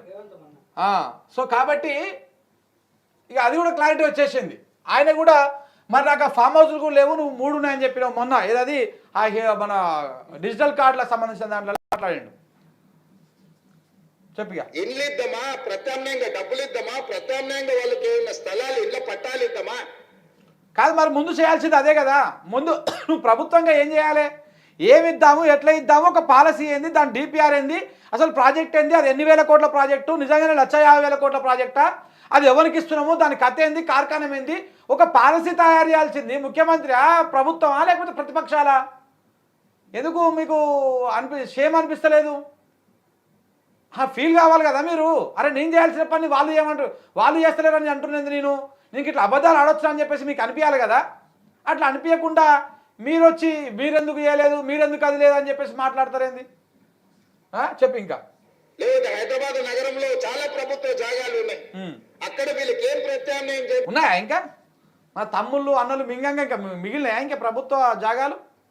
మన తమ్ముడు మొత్తం అదే పని మీద ఉన్నాడు కదా. కొండలన్న ప్రభుత్వ భూమి ఏడ ఉంది, ఏడ మింగుదాము, ఎటుకెళ్ళి మింగుదాము, అసైన్ భూములు ఏడున్నాయి, ఆయన్ని బెదిరించి ఏడుకెళ్ళి మింగుదాము, మొత్తం ఇదే పని మీద ఉన్నారు కదా మీ అన్నదమ్ములు మొత్తము. ఇంకా అవి వాళ్ళు మింగంగా ఇంకా మిగిలినాయా భూములు? తెలంగాణ రాష్ట్రంలో హైదరాబాద్లో మిగిలినాయా అంటే భూములు ఇంకా అవి ఏడున్నాయి. మరి మీకు బాగా తెలుస్తాయి ఈ భూముల సంగతి. నాకు తెలిసి ఈ రాష్ట్రంలో చాలామంది, ఉమ్మడి రాష్ట్రంలో చాలామంది ముఖ్యమంత్రిగా పనిచేసి, చాలామంది నాయకులుగా పనిచేసారు. కేసీఆర్ కూడా 10 ఏళ్ళకెళ్ళి ముఖ్యమంత్రిగా చేసిండు. కానీ ఈ భూముల గురించి అయితే ఎవరు ఇన్నిసార్లు మాట్లాడలే. రేవంత్ రెడ్డి పొద్దుగా లేస్తే భూముల గురించే మాట్లాడతాడు. ఈ భూమి ఆ భూమి ఇట్లా ఉన్నది, ఈ భూమి ఈడ ఉన్నది, ఈ భూమి ఆడ ఉన్నది, ఈ మింగుదాం అవి మింగుదాం, మొత్తం టక్కున గుట్టక్కున మింగేసి మొత్తం సమర్పయామి చేద్దాం అన్నటువంటి మాట తప్ప ఇంకొకటి రాదు నీకు. ఈ కుక్కల అంటారు, కుక్కకు రొయ్యల ముడతలు కట్టంటే నీకు ఇప్పుడు ముఖ్యమంత్రి పదవి కట్టి నీకు ఆ ప్రభుత్వ భూముల లెక్కలు చేతిలో పెట్టారు జనాలు. పెట్టేసరికి ఏది ఎప్పుడు మింగుదాము, మా కొండలగానికి ఏమప్ప చెప్తాము, మా తిరుపతి అన్నకి ఏమప్ప చెప్తాము, ఇంకోటి జగాలు ఉన్నాడు ఆయనకేమప్ప చెప్తామని ఆలోచిస్తున్నట్టున్నాడు నువ్వు ఈయన. సో కాబట్టి మొత్తం ప్రభుత్వ భూములో లెక్కలే, ఏడుకొన్నా ప్రభుత్వ భూములు లెక్కలే. మీరు సూచన చేయండి, ఏది మాట్లాడినా ప్రత్యామ్నాయం చెప్పరు, అది మాత్రం చేయొద్దు. వీళ్ళని మాత్రం ఏదైనా సరే చేసి మీరు ఒప్పుకోవాలి. మీరు ఒప్పుకుంటేనే మాకు 1,50,000 కోట్ల దందా వస్తుంది. ప్రభుత్వాలు ఈ ప్రతిపక్షాలు ఏం మాట్లాడద్దు. ఇక ఈ మూసీ నదిలో ప్రజలు మునిగిపోని, మూసీ నదిలో ప్రజలు కొట్టకపోని, మూసీ నది ప్రజలు సావని బతకని ఆయనకు సంబంధం లేదు. ఆ ప్రాజెక్టు ప్రక్షాళన పేరుతో 1,50,000 కోట్లు మింగుతందుకు మేము రెడీగా కూర్చున్నాము. మీరు ప్రతిపక్షాలు ఊకే అడ్డం పడితే ఎట్లా? ఊకే ఈ మీడియా ఛానళ్ళు పోయి ఊకే వాళ్ళ దగ్గర మైకులు పెట్టి మాట్లాడిస్తే ఎట్లా? సో కాబట్టి ఇవేవి చేయొద్దు అనమాట. ఇవేవి చేయొద్దు. ఇట్లా ఆయన మింగనియాలి మంచిగా. వాళ్ళు అధికారంలోకి వచ్చింది దేనికి? ఈ పేదోనికి బాగుపరుస్తుందికా. ఏ ఒక్క పేదోని బతుకు భారత్ గుర్తుపెట్టుకొని. ఇది 5 ఏళ్లలో ఆల్రెడీ 1 సంవత్సరం బీకింది, ఇంకా 4 ఏళ్ళే ఉన్నాయి. ఈ 4 ఏళ్లలో ఏ ఒక్క పేదోని బతుకు కూడా మారదు. రేవంత్ రెడ్డి ఆస్తులు 3 ఇంతలు అవుతాయి. ఇప్పటికే కల్వకుర్తి దగ్గర 200 ఎకరాలు, ఈ అనాజ్పూర్ దగ్గర 100 ఎకరాలు ఇట్లా ఉన్నారంట. మరి ఇలా అన్నదమ్ములు మొత్తం 100 ఎకరాల భూములు ఉన్నారంట బినామీల పేర్ల మీద.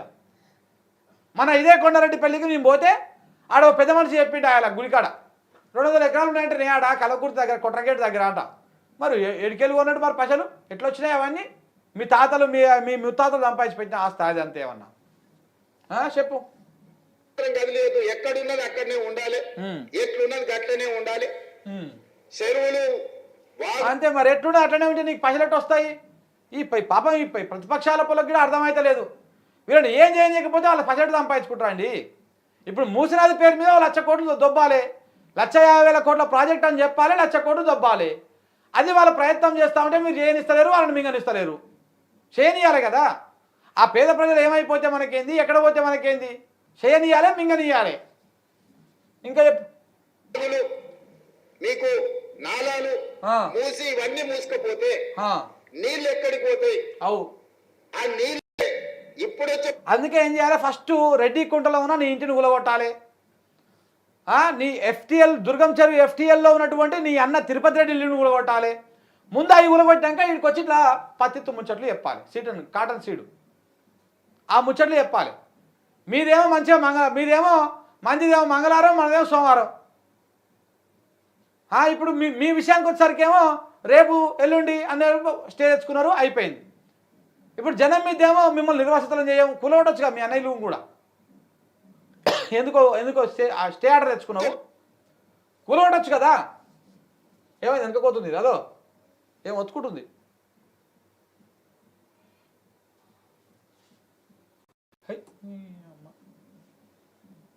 కష్టాలలో ఇక్కడ నిరుపేదలు ఏ ఆదరణ లేక ఏమి చేయాలో తెలియకనే వాళ్ళు అక్కడ నివసిస్తున్నారు. బఫర్ జోన్ లో ఉన్న వాళ్ళు కూడా డబ్బులు ఉన్న వాళ్ళు కాదు, వాళ్ళు పేదవాళ్ళు. అందుకే మూసి రివర్ బెడ్ లో ఉన్న వాళ్ళకి కానీ బఫర్ జోన్ లో ఉన్న వాళ్ళకి కానీ తప్పకుండా రాష్ట్ర ప్రభుత్వం ప్రత్యామ్నాయం చూపిస్తుంది. పేదలకు నిల్వ నీడనివ్వడానికి ఒక నిర్ణయం తీసుకున్న వాళ్ళు రెడీగానే ఉన్నారు. నువ్వు ఆ లెక్క ప్రకారం చేస్తా అంటే ఆ ఇంటికి మార్కెట్ వాల్యూ, గవర్నమెంట్ వాల్యూ కాదు, మార్కెట్ వాల్యూ. ఆ రివర్ బెడ్ మీద ఉన్నటువంటి బఫర్ జోన్ దాకా మార్కెట్ వాల్యూ ఎంత ఉందో దానికి 2 ఇంతలు. సపోజ్ 1 కోటి రూపాయలు పెడితే ఆ ఇల్లు వచ్చింది అనుకో, 2 కోట్లు ఇచ్చి పంపి బయటికి, 2 కోట్లు ఇచ్చి పంపి. దమ్ముంటే కా పని చేయి నువ్వు. ఆడ 50 లక్షలు ఉందనుకో, 1 కోటి రూపాయలు ఇచ్చి పంపి, 2 ఇంతలు చేసి పంపి. అప్పుడు నేను హర్షిస్తారు ఎవరైనా. ఎందుకంటే ఇల్లు కట్టుకోవాలి, మళ్ళీ చేయాలి, వాడు సంవత్సరం పాటు కష్టపడాలి, అంతా బయటకు పోయి కొనుక్కొని ఉండాలి కదా. నువ్వు దాన్ని మార్కెట్ రేట్ ప్రకారం, సపోజ్ మార్కెట్లో ఎంత ఉంటుంది, ఇప్పుడు మనం ఏదైనా సరే గవర్నమెంట్ రేట్ ఒకటి ఉంటుంది, బయట ప్రైవేట్ మార్కెట్ విలువ ఒకటి ఉంటుంది. ఆ మార్కెట్ విలువ ప్రకారము ఎంత ఉందో దానికి డబ్బులు ఇవి. ఆ ఏరియాకి పోతే తెలుస్తారు రియల్ ఎస్టేట్ బ్రోకర్లని పట్టుకున్నాం అనుకో, ఈ ఏరియాలో ఎంత పోతుందా అంటే చెప్తారు ఈజీగా. 1 కోటి పోతుందా, 2 కోట్లు పోతుందా, 50 లక్షలు పోతుందా, 20 లక్షలు పోతుందా, 30 లక్షలు పోతుందా. ఆ ఉన్నదానికి 2 ఇంతలు చేసి అప్పుడు నువ్వు చేసిందని హర్షిస్తారు ఎవరన్నా. ఇక ఏదో నువ్వు చేసినట్టు వాళ్ళు ఇప్పుడే తీసుకొని సంతోషంగా ఉన్నట్టు ఏం చేద్దామో చెప్పుర్రి, ఎట్లా చేద్దామో చెప్పుర్రి. నిన్నటి దాకానే ఎగిరిండు, కళ్ళు ఆయన కోత ఎగిరినట్టు ఒకటే శంగ ఎగిరిండు నిన్నటి దాకా. అదెట్లా ఇదెట్లా, ఎవడు ఆపుతారో చూస్తా, ఎవడు చేస్తారో చూస్తా, హైడ్రాన్ ఆపలేడు, మూసిని ఆపలేడు అని ఎగిరిండు. ఇక నిన్నేమో మొత్తము ప్లీజ్ ఎట్లా చేద్దామో చెప్పుర్రి, ఏం చేద్దామో చెప్పుర్రి. మీరు రారి, నేను మాట్లాడతా, అధికారులను పిలిపిస్తా. ఇంకా ఇట్లా నిన్న వెంకటస్వామి గారి జయంతి సందర్భంగా నేను చెప్పదలుచుకున్నా, మీరు ఎవరైనా రెచ్చగొడితే వారి మాటలు నమ్మకండి. చెప్పు. ప్రభుత్వానికి ఒక స్పష్టమైన విధానం ఉంది, ప్రభుత్వం మిమ్మల్ని ఆదుకుంటుంది.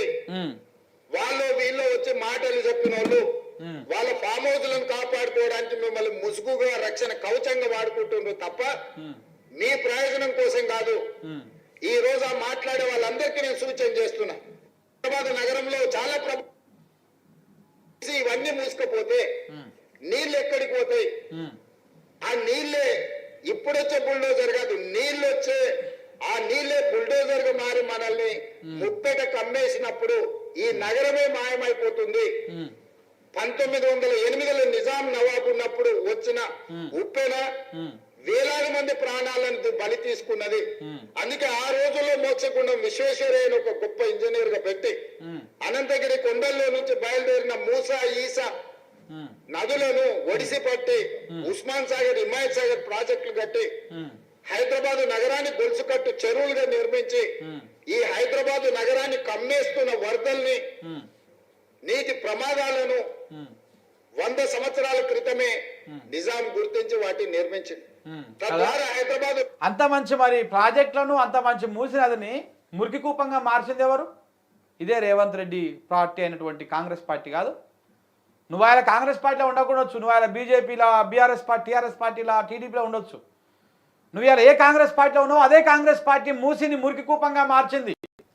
నువ్వు ఏ టీడీపీ పార్టీలో ఉన్నావో అదే టీడీపీ పార్టీ చంద్రబాబు నాయుడు ఆయన రాజకీయ నాయకులు ఆయన బంధుగణము మూసి పరివాహక ప్రాంతాన్ని చెరువులను కుంటలను కబ్జాలు చేసి ఎఫ్టీఎలను కబ్జాలు చేసి వెంచర్లుగా మార్చి ఇండ్లు కట్టి అక్కడ అమ్మేసిరు ప్రజలకు. ఇవన్నీ చేసింది గత పాలకులే, సమైక్య పాలకులే. ఆ సమైక్య పాలకుల పాపంలో నీది కూడా పాపం ఉంటుంది. నువ్వు ఇవాళ వచ్చి ఏదో మొత్తం ముచ్చట్లు చెప్తే మర్చిపోతావు అనుకుంటావా జనం? అంతే మంచి హుస్సేన్ సాగరు ఆ ట్యాంక్ బండు ఇవి అవి అన్నింటి కలిసి ఇవన్నింటినీ ఆగం చేసింది, ఆ మూసినదిని ఆగం చేసింది ఎవరు? కాంగ్రెస్ పాలకులు, టీడీపీ పాలకులు, నీ గురువు చంద్రబాబు నాయుడు గారు, మీ కాంగ్రెస్ పార్టీ ముఖ్యమంత్రులు. అలాగే కదా ఆగం చేసింది. మీ వాళ్ళే ఆగం చేస్తారు, నువ్వు వచ్చి ఇవాళ దాని మీద ఏదో ఈకల్ వీకే కార్యక్రమం, అంతే కదా. నగరం ఒక విశ్వనగరంగా అభివృద్ధి చెందింది.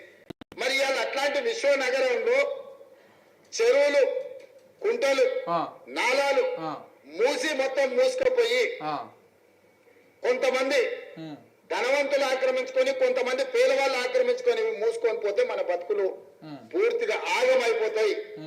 ఈ నగరం నీటి ప్రమాదం నుంచి కాపాడాలి, నగరం తాగునీటి సమస్యల నుంచి కాపాడాలి. బెంగళూరు సిటీలో ఈ రోజు తాగనీకి నీళ్లు లేవు, నగరమే ఎండిపోయే పరిస్థితి మన ఎండాకాలం చూసి. తెలంగాణలో కూడా గోదావరి, కృష్ణ మన కరువు వల్ల ఎండిపోతే తాగునీటి సమస్యను ఉస్మాన్ సాగర్, హిమాయత్ సాగర్, హైదరాబాద్ నగరానికి తాగునీళ్ళు ఇచ్చి ఆదుకున్నది. అందుకే ఈ రోజు ఈ వేదిక మీద నుంచి నేను పేదలకు ఒకటే విజ్ఞప్తి చేస్తున్నా, మీ మంచి కోసం ఈ ప్రభుత్వం ఆలోచన చేస్తుంది, బ్రహ్మాండమైన ప్రణాళికలు తీసుకొని వస్తుంది. మూసీలో ఉన్న ఏం లేదు ప్రజలారా గుర్తుపెట్టుకోరి.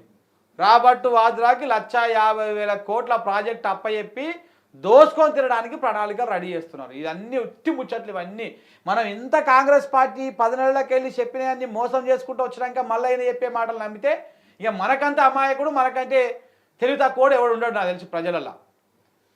ఇప్పుడు మనం ఏదైనా సరే అన్నం ఉడికిందా లేదా అని చెప్పి ఏం చేస్తాం, మొత్తం అన్నం అంతా విసికి చూస్తామా, ఒక గింజ ఇట్లా పడి చూస్తాం.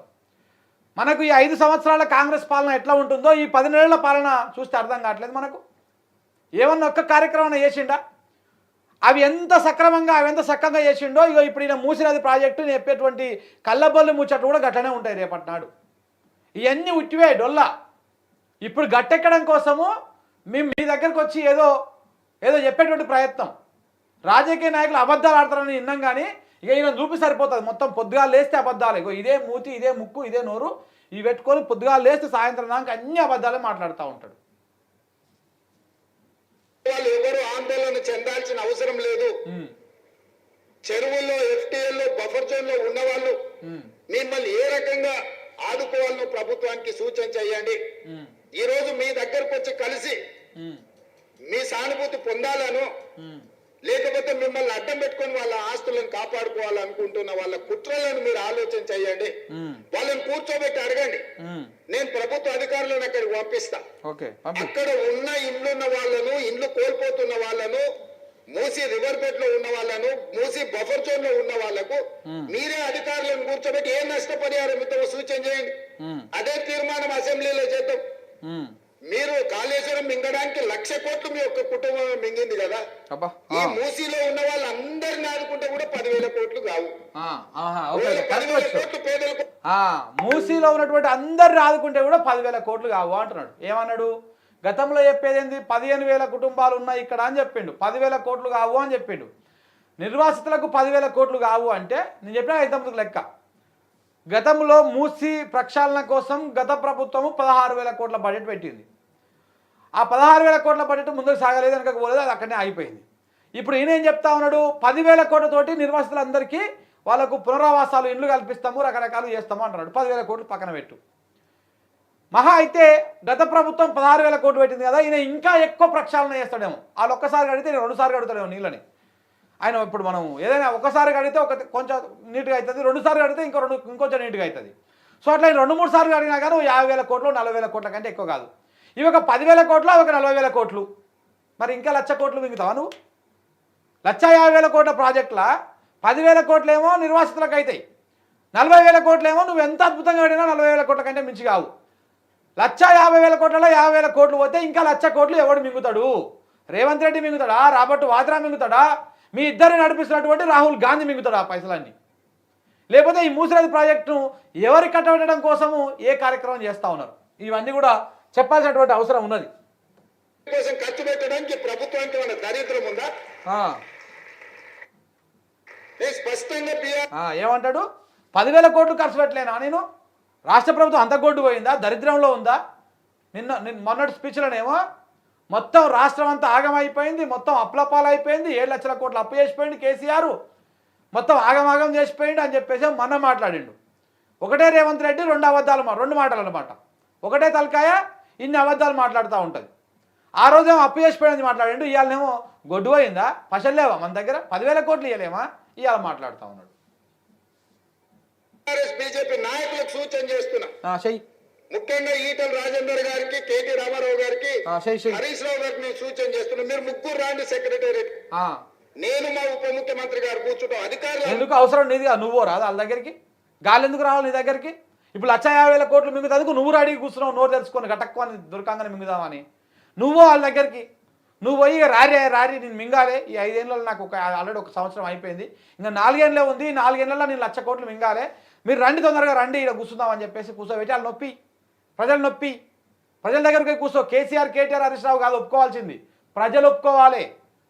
ప్రజలు ఒప్పుకోవాలి, ప్రజల దగ్గరికి పోయి కూర్చోవాలి. నువ్వు మూసినది పోయి కూర్చో. ఏది గాలండి రమ్మంటావు ఎందుకో? వాళ్ళతోనేం పని నీకు? ప్రజలు నొప్పి, ప్రజలు రోడ్డు మీకు రాకపోతే వాళ్ళకి పని లేదు కదా. ప్రతిపక్షం వాళ్ళకి ఏం పని?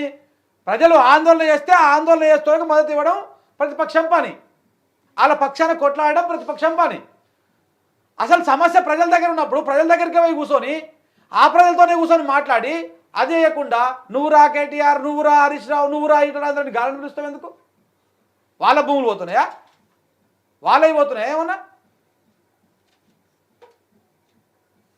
పోయేది పేద ప్రజలే కదా, వాళ్ళ దగ్గరికి పోయి కూర్చో.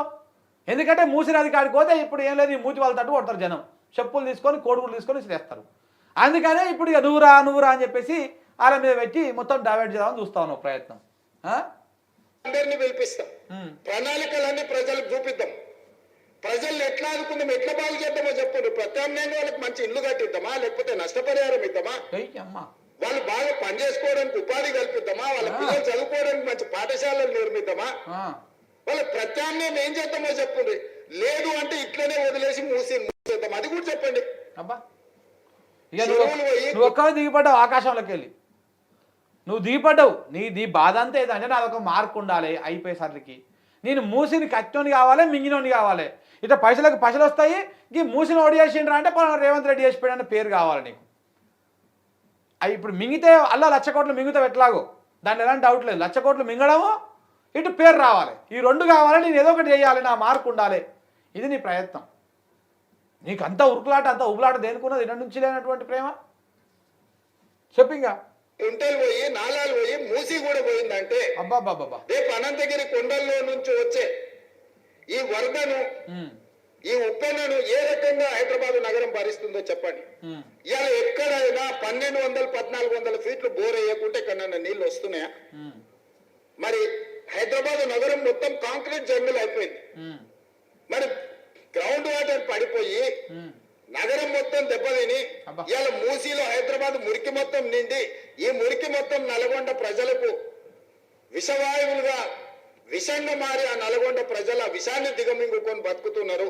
ఏ విధంగా నల్గొండను ఆదుకుందామో మీరు సూచన చేయండి. మా ప్రభుత్వానికి పట్టింపులు లేవు. మా ఎవరు నన్ను ఆపేదాని కానుంచి ఆడి కానుంచి ఏడికి దిగి వచ్చిన చూడరు ఆయన. నన్ను ఆపేది ఎవడు, చూద్దాం ఎవడెవడు ఆపుతాడు, బుల్డోజర్ తొక్కిస్తా, ఒక్కనొక్కరు తొక్కుతా అని చెప్పేసి నిన్న మాట్లాడాడు మొన్ననే 2 రోజుల క్రితమే. ఇవాళనేమో మీరు రారి, మాకేం భేషజం లేదు, మాకు ఏమీ అది లేదు, మీరు రారి రారి అని చెప్పేసి అడుక్కుంటున్నాడు పిచ్చపోరు లెక్క. ఇన్ని చేస్తా ఉన్నాడు ఇప్పుడు. అంటే అందుకే రాజకీయం అనేది చాలా నేర్పిస్తుంటుంది. ఇంకా నువ్వు చాలా నేర్చుకోవాలి రేవంత్ రెడ్డి, గుర్తుపెట్టుకో.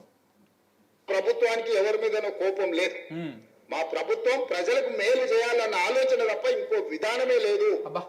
అందుకే ఈటెల రాజేందర్ గారికి నేను సూచన చేస్తున్నా, సబర్మతి రివర్ ఫ్రంట్ నరేంద్ర మోడీ గారు గుజరాత్ లో కట్టుకున్నారు. 64,000 కుటుంబాలను తరలించండు, అందులో 16,000 మందికే నష్టపరిహారం ఇచ్చిండు. నరేంద్ర మోడీ గారు గుజరాత్ బాగు చేసుకోవడానికి సబర్మతి రివర్ ఫ్రంట్ కడితే ఈటెల రాజేందర్ గారు సపోర్ట్ కొడుతున్నారు. మా మోడీ గారు చూడండి గుజరాత్ మోడల్ ఎట్లా డెవలప్ చేసిండే.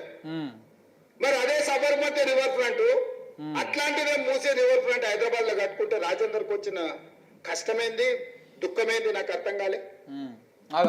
రాజేందర్ గారు ఒక్క నిమిషం ఆగు, చెప్తా, ఇప్పుడే చూపిస్తాను. నేను నీ భాగవతం అంతా చూపిస్తా, ఒక్కొక్క నిమిషం చూపిస్తాను వెంటనే. ఇది ఎంత లెక్క? సబర్మతి సుందరీకరణకు అయినటువంటి ఖర్చు ఎంత చూడ, లెక్క ఎంత ఉందో 7,050 కోట్లు. సబర్మతి సుందరీకరణకు అయిన ఖర్చు 7,050 కోట్లు. నువ్వు చేస్తున్నటువంటి మూసినది కొట్టాలనుకుంటే ఖర్చు 1,50,000 కోట్లు. ఎక్కడి 7,500 కోట్లు, ఎక్కడి 1,50,000 కోట్లు? ఒకవేళ ఇందులో ఎంత అవినీతి చేసినా కానీ మహా అయితే 1,000-2,000 కోట్ల కంటే ఎక్కువ మింగలేడు. ఇందులో నువ్వు ఎంత ఎక్కువ ఖర్చు పెట్టినా కానీ 50,000 కోట్ల కంటే ఎక్కువ ఖర్చు పెట్టలేవు మూసినది మీద. 1,00,000 కోట్లు మింగుదామని చూస్తున్నటువంటి నువ్వెక్కడ, ఇక్కడ 7,000 కోట్లతో మొత్తం ప్రాజెక్ట్ కంప్లీట్ చేసినటువంటి వాళ్ళు ఎక్కడ? అర్థమవుతుందా ఒకసారి? నువ్వు మళ్ళా సబర్మతి గురించి మాట్లాడుతూ ఉంటావు, గంగా ప్రక్షాళన గురించి కూడా మాట్లాడినావు. 2,400 కిలోమీటర్లు ఉన్నటువంటి గంగా ప్రక్షాళనకేమో 40,000 కోట్లు అవుతాయి. 54 కిలోమీటర్ల పొడవునటువంటి మూసినది ప్రక్షాళనకేమో 1,50,000 కోట్లు అవుతాయి. ఎక్కడి 2,400 కిలోమీటర్లు, ఎక్కడి 54 కిలోమీటర్లు, ఎక్కడి 40,000 కిలోమీటర్లు, ఎక్కడి 1,50,000 కోట్లు? గంగా నదికి 40,000 కోట్లు అయితే ఇక్కడ 1,50,000 కోట్లు అవుతా ఉన్నాయి. అంటే నువ్వు ఎంత మింగుదామని చూస్తా ఉన్నావో చూడు ఒకసారి, ప్రజలను ఎంత మభ్య పెడదామని చూస్తా ఉన్నావో చూడు. 1,00,000 కోట్లు, అబ్బబ్బబ్బబ్బ, 1,00,000 రూపాయలు కావవి, 1,00,000 కోట్లు. 1 కోటి 2 కోట్లు చూడడమే మన జీవిత కళాది. 1,00,000 కోట్లు మింగుదామని చూస్తా ఉన్నాడు మన రేవంత్ రెడ్డి. ఏం ప్లాన్ రా అనేది, మాస్టర్ ప్లాన్. నీ మైండ్ ఉండాల్సిందే, నువ్వు మామూలుగా అసలు. గత ప్రభుత్వంలో జీవోలు ఇచ్చారు. 2019లో మూసీలో ఉన్న ఆక్రమణలు తొలగించాలని జీవో ఇచ్చారు. మీరు అప్పుడు మంత్రే కదా, మీరు ఆ ప్రభుత్వంలో మంత్రే కదా. ఆ జీవో ఇచ్చిర్రు, ప్రజల నుంచి వ్యతిరేకత వస్తుందని వాళ్ళు సపరేట్గా ఊపుకున్నారు, దాని జోలికోలే. ఇవాళ నువ్వు జీవో ఇచ్చినావు సంపాదించుకుందామని, నీకు ప్రజల మీద ప్రేమ లేదు, ఏం లేదు, మొత్తం 1,00,000 కోట్లు మింగుదామని నువ్వు ఇవాళ ముంగలు పోతా ఉన్నావు. మరి ఈ రోజు నేను సూటిగా అడుగుతున్నా, ఏం చేద్దామో చెప్పండి, ప్రత్యామ్నాయం చెప్పుండ్రి. ఈ పేదలను ఎట్లా ఆదుకుందామో చెప్పుండ్రి. వాళ్ళందరూ ఆస్తులు ఉండిపోయి మూసీలో కట్టుకోలే, వాళ్ళ వాటర్ వ్యూ కోసం కట్టుకోలే, బతకలేని పరిస్థితుల్లో వాళ్ళు అక్కడ పోయి ఉన్నారు. వాళ్ళు ఎట్లా బతికించుకుందామో చెప్పండి. అందుకే ఈరోజు మా బట్టి విక్రమార్క గారికి నా విజ్ఞప్తి, పొన్నం ప్రభాకర్ గారు ఎనివే హైదరాబాద్ ఇన్ఛార్జ్ మినిస్టర్, ముఖ్యమైన వాళ్ళందరినీ పిలిచి మీరు చర్చలు ప్రారంభించండి అయినా వాళ్ళ సూచనలు తప్పకుండా స్వీకరిద్దాం. ఈ పేదోళ్ళని ఎట్లా ఆదుకుందామో చెప్తాము. కాక వెంకట స్వామి గారినే స్ఫూర్తిగా తీసుకుందాము. హైదరాబాద్ నగరానికి వలస వచ్చి ఉపాధి దొరక్క మూసీలో కలుషితమైన వాతావరణంలో బ్రతుకుతున్న వాళ్లకు ఒక మంచి జీవితానికి, వాళ్ళకు ఒక మంచి వసతులు కల్పించడానికి అవసరమైన ప్రణాళికలు మీరు సిద్ధం చేయండి. ఈ ప్రభుత్వం అది అమలు చేస్తుంది. వాళ్ళు దోపిడీ చేసింది తీసుకో, కాంగ్రెస్ పార్టీ అకౌంట్లోకి వెళ్ళి, పార్టీ ఫండ్కి వెళ్ళి ఒక 5,000 కోట్లు తీసుకొచ్చి ఆ పక్కన పెట్టి, ఇగో నేను 5,000 కోట్లు తెచ్చిన పెట్టిన మూట, మీరు దేంటి తీసుకురండి అని చెప్పేసి అప్పుడు బీఆర్ఎస్ వాళ్ళని బీజేపీ వాళ్ళని అడుగు. నువ్వు చెయ్యవు అది ఏది, కానీ వాళ్ళని మాత్రం తెమ్మంటావు. చూడు ఎట్లా ఉంటుంది నా కథ. ఎదుడు అందరికీ ఇంత తలాయిని వంచి పెడదాము, తలాయిని వంచి పెడదాము. 1000 ఎకరాలు గజ్వేల్లో ఫామ్ హౌస్ ఉంది. 1000 ఎకరాలలో ఒక 500 ఎకరాలు అందరికి ఇందిరా ఇల్లు కట్టిస్తానులే. నేను ఇల్లు కట్టించే బాధ్యత నాది. కేసీఆర్ ఇల్లు చూసిరా మీరు ఎప్పుడన్నా? నందినగర్లో ఉంటుంది. మొత్తం ముంగలంగా అంతా కొంత అంటే పెద్దగా క్లాసీ ఏరియా ఉండదు, కొంత పేదలు ఉన్నటువంటి కాలనీలు ఉంటాయి, బస్తీలు. ఆ బస్తీల నుంచి కొంచెం దాటిపోయాక నందినగర్ ఎంత చిన్నగా ఉంటుంది తెలుసా ఇల్లు. ఆయన కారు పెడితే ఇంకొక కారు పెట్టడానికి ఆప్షన్ ఉంటుంది. అదే రేవంత్ రెడ్డి ఇల్లు తెలుసా మీకు? పెద్దమ్మ గుడి అనుకుంటుంది, పెద్ద రాజభవనం, పెద్ద రాజ బిల్డింగ్. ఇదే మూసినది నిర్వాసితుల గురించి మాట్లాడుతూ ఉన్నాడు కదా, అలా ఇల్లు వెళ్ళిపోతందుకేమో ఆ పేద ప్రజలు అందరూ వదిలిపెట్టి రెడీగా వెళ్ళిపోవాలి. ఈయన మాత్రం ప్రగతి భవన్ అని చెప్పేసి, అది కూడా పెద్ద మహల్, ఆయన ఇల్లు వదిలేసి అల్లకి రావడానికి నాకు మనసు ఒప్పుకోలే. ఎవరు ఇల్లు వదిలేసి? ఈయన సొంత ఇల్లు పెద్దమ్మ గుడి వెనుక ఉన్నటువంటి ఇల్లు వదిలేసి ఈ ప్రగతి భవన్కి వస్తుంది. ఈయన మనసు ఒప్పుకోలే. ఆయన ఇంటి మీదే ప్రేమ ఉన్నది ఆయనకు. కానీ పేదలు మాత్రం అన్ని వదిలిపెట్టాలి, కట్టుబట్టలతోటి అన్ని వదిలిపెట్టేసి వెళ్ళిపోవాలి. ఎందుకంటే 1,00,000 కోట్లు దొబ్బి తింటందుకు, వీళ్ళకు దారదత్తం చేస్తేందుకు. భూదానం నువ్వు చేయి చంద్రశేఖరరావు. పోనీ కేటీఆర్ నీకు 50 ఎకరాలు ఉంది జన్వాడల, 25 ఎకరాలు ఒక పక్కకి మంచిగా 10 అంతస్తులలో అందరికి ఇందిరా ఇల్లు కట్టిస్తా ప్రభుత్వం నుంచి సొమ్ము పెట్టి. ఇవన్నీ మీరు దోసుకుంటూ వచ్చినాయి కదా, మీ తాత తప్ప ఇచ్చిన ఆస్త అది. ఇప్పుడు కూడా చెప్తా, నేను కరెక్ట్ చెప్పినవే, నువ్వు మస్తు చెప్తావు. నువ్వు అన్ని వాస్తవాలు అన్నీ మాలాంటి వాళ్ళతోటి నిజాలు చెప్పిస్తందుకు నువ్వు అన్నీ చేస్తూ ఉంటావు. ఇప్పుడు వాళ్ళ తాత ఆస్తి సంపాదించినో తెలియదు, కానీ ఇప్పుడు నీ తాత సంపాదించిండు ఈ ఆస్తులన్నీ ఏడికెళ్ళి వచ్చినాయి? ఇగో ఈ గోపన్పల్లి దగ్గర ఉన్నటువంటి భూములు ఏడికెళ్ళి వచ్చినాయి? మీ తాత సంపాదించిండా? ఈ సర్వే నెంబర్ 647, సర్వే నెంబర్ 647/2 మొత్తం 32 ఎకరాలు. ఇది మీ తాత సంపాదించిండ్రా లేకపోతే మీ ముత్తాతలు సంపాదించిర్రా? ఈ భూమి కబ్జా చేసిన భూమే కదా, మరి ఈ భూమి మీరు ఇవ్వచ్చు కదా. కేసీఆర్ కేటీఆర్లు వాళ్ళు కూడా ఇస్తారు నువ్వు ఇచ్చినాక. నువ్వు ఇప్పుడు ఈ భూమిని, ఈ 32 ఎకరాల భూమిని, ఇది నా భూమే, ఇది నీ భూమే కదా, ఈ భూమిని నువ్వు పేదల కోసం, మూసినది ప్రజల కోసం, మూసినదిలో మునిగిపోతున్నటువంటి పేద ప్రజల కోసం ఈడ నువ్వు 30 ఎకరాలు ఇయ్యి, ఆయన ఆడ 20 ఎకరాలు ఇస్తాడు. నువ్వు ముఖ్యమంత్రి కాబట్టి 30 ఎకరాలు ఇయ్యి, ఆయన ప్రతిపక్ష నాయకుడు కాబట్టి అలా సగం ఇస్తాడు. ఆయన 15 ఎకరాలు 20 ఎకరాలు ఆయన ఇస్తాడు. ఇది నీ భూమే కదా. ఇది బంజారాయిల్స్లో ఉన్నటువంటి ఈ భూమి, ఇది ఇల్లు, ఇది ఇంకా ఇవన్నీ ఎక్కడివి చూడు. ఇగో బంజారాయిల్స్లో ఉన్నటువంటి ఈ ఆస్తులన్నీ మరి ఎక్కడికి వెళ్ళి వచ్చినాయి? మీ తాతలు సంపాదించి పెట్టారా? ఇవన్నీ బంజారాయిల్స్లో, గోపన్పల్లిలో ఆ పెద్ద పెద్ద బంగ్లాలు, 1000 గజాలు, 500 గజాలు, 800 గజాలల్లా మీ తాతలు సంపాదించి పెట్టిపోయారా అండి రేవంత్ రెడ్డి గారు? ఇవి నువ్వు కూడా అక్రమంగా దోసుకున్న సొమ్మే కదా. ఎన్ని బ్లాక్మెయిల్, ఎన్ని దందాలు, ఎంత చేస్తే వచ్చింది ఇంత సొమ్ము నీకు? గోపన్పల్లిలో చెమట ఓడిసి కొన్నావు నువ్వు. ఏ కుంటలను, ఏ ప్రభుత్వ భూమిని కబ్జా చేయకుండా వచ్చినాయి అవన్నీ. ఇదే టీవీ 9లో ఎన్నిసార్లు వార్తలు రాలే? ఇలా నీ వెనకాల తిరుగుతున్నటువంటి కొంతమంది జర్నలిస్టులు వాళ్ళే కదా గతంలో వార్తలు రాసింది నీ మీద, పెద్ద పెద్ద స్క్రీన్లు పెట్టి ఎక్స్ప్లెయిన్ చేసింది వాళ్ళే కదా. సమాజం తెలియదు అనుకుంటున్నారు. ఇవాళ నువ్వు వచ్చి మాట్లాడంగానే తప్పు ఒప్పు అయిపోతుంది, అవాస్తవాలు వాస్తవం అయితే అనుకుంటారా? చెప్పు, ఇంకేం చెప్తావు చెప్పు. మీ తాత ఇచ్చింది కాదు కదా. అవు, ఇది కూడా మీ తాత ఇచ్చింది ఏం కాదు. అందరూ 2009 కంటే ముందు 2009 ఎన్నికలలో ఎలక్షన్ అప్పుడు వీటి పెట్టారు కదా. అదే రేవంత్ రెడ్డి గారు అదే అడుగుతున్నారు తెలంగాణ ప్రజలు కూడా. గోడల మీద పెయింట్ వేసినటువంటి రేవంత్ రెడ్డి ఇలా 1000 కోట్లకు ఎట్లా అధిపతి అయ్యిండు? గోడల మీద పెయింట్లు వేసి అక్షరాలు రాసినటువంటి రేవంత్ రెడ్డి, జాగృతి అనేటువంటి పత్రికలో 5,000కు 10,000కు పనిచేసినటువంటి రేవంత్ రెడ్డి ఇవాళ ముఖ్యమంత్రి దానికి ఎట్లా దిగిండు? ఎన్ని భూములు కబ్జా పెట్టిండు? ఎంతమందిని మోసం చేసిండు? ఏం చేసిండు? నువ్వు కూడా చెప్పు. అన్ని విషయాలు చెప్పాల్సినటువంటి అవసరం ఉంది. ఇక కొన్ని మాట్లాడుతుంది పర్సనల్ విషయాలు అయితే కాబట్టి మాట్లాడకూడదు, కానీ అన్నీ చెప్పాలి. అవి కూడా గోపన్పల్లిలో భూములు ఎట్లా వచ్చినాయి, కొడంగల్లో భూములు ఎట్లా వచ్చినాయి, కొండారెడ్డిపల్లిలో భూములు ఎట్లా వచ్చినాయి, కొట్రా గేట్ దగ్గర 200 ఎకరాలు ఎట్లా వచ్చినాయి, మామిడి దగ్గర 100 మీద 150 ఎకరాలు ఎట్లా వచ్చినాయి, ఈడ అనాజ్పూర్ దగ్గర ఎట్లా 100 ఎకరాలు వచ్చినాయి, ఇవన్నీ ఎట్లా వచ్చినాయి, అసెంట్ భూముల దందా ఏంది, ఇవన్నీ కూడా చెప్పు. వాళ్ళు కూడా చెప్తారు, నువ్వు కూడా చెప్పు. ప్రజలకు అందరూ ట్రాన్స్పరెన్సీగా ఉండండి, మంచిగా ఉంటుంది. నాయకులు అందరూ ట్రాన్స్పరెన్సీగా ఉండాలి కదా. 2005లో హరీష్ రావు ఎలక్షన్ అప్పుడే పెట్టింది. 2004లో కేసీఆర్ అఫిడవిట్ ఉంది ఎలక్షన్ ఆ. అక్కడ నుంచి వరుసగా తీసుకుంటుందా మీ ఆస్తులు ఇట్లా పెరిగినాయో తెలుసు. అదే అడుగుతున్నాం అందరం. మీ టీవీలు ఎట్లా వచ్చినాయి, పేపర్లు ఎట్లా వచ్చినాయి, ఆస్తులు ఎట్లా వచ్చినాయి, ఫామ్ హౌస్లు ఎట్లా వచ్చినాయి, పార్టీ ఆఫీసులు ఎట్లా వచ్చినాయి, ఇవన్నీ వేల కోట్ల రూపాయల పెట్టుబడులు ఎట్లా వచ్చినాయి. తెలంగాణ ఉద్యమంలో పిల్లలందరూ చచ్చిపోతుంటే ఆస్తులన్నీ కోల్పోతుంటే మీ ఆస్తులు మాత్రం గుట్టలో పేరుకపోయినాయి. ఆ, మీరు మాత్రం 25 ఎకరాలలో 1000 ఎకరాలలో ఫామ్ హౌస్లలో మీరు జమీందారులలాగా బతుకుతారు. తెలంగాణ నుంచి బతకడానికి వచ్చిన వాళ్ళు మూసి మురికిల్లే చచ్చిపోవాలనా? అబ్బా ఏం వాళ్ళకి మంచి జీవన విధానం ఉండొద్దా? వాళ్ళ పిల్లలు చదువుకోవద్దా? అబ్బా, వాళ్ళకి మంచి వసతులు కల్పించాల్సిన బాధ్యత ప్రభుత్వానికి లేదా? ఆహా, ఏం ప్రేమరా మంచి నాయన. ప్రణాళిక తీసుకుందాం, ఆ, కడదాం వాళ్ళ కోసం. Cut cut. అవసరమైతే రేస్ కోర్సు బయటికి తరలిద్దాము. ఏయ్ అమ్మ. సిటీ బయటకు రేస్ కోర్సు తరలిస్తే మలక్పేటలో 150 ఎకరాలు 200 ఎకరాలు ఉంది. ఏహే. ఈ పేదోళ్ళందరికీ పెట్టిండు సూటి 150 ఎకరాలకి. రేస్ కోసం బయట తరలిస్తాడు. ఆ 150 ఎకరాలు గట్ట కొనమింగ్ చేస్తాడు. కొండలను వచ్చి జెండా వాటేస్తాడు. స్టార్ట్ అయింది, దాని మీద కన్ను పడ్డది. మలక్పేటలో ఉన్న రేస్ కోర్సు అదేదో ఉందిగా కోర్టు, దాన్ని 150 ఎకరాలు మింగుతందుకు ప్రణాళికలు రెడీ అవుతున్నాయి. చెప్పగానే చెప్పిండు ఆయన. ఇంకోటి చెప్తా చూడ్రి, అందులో ఇల్లు కట్టిద్దాము.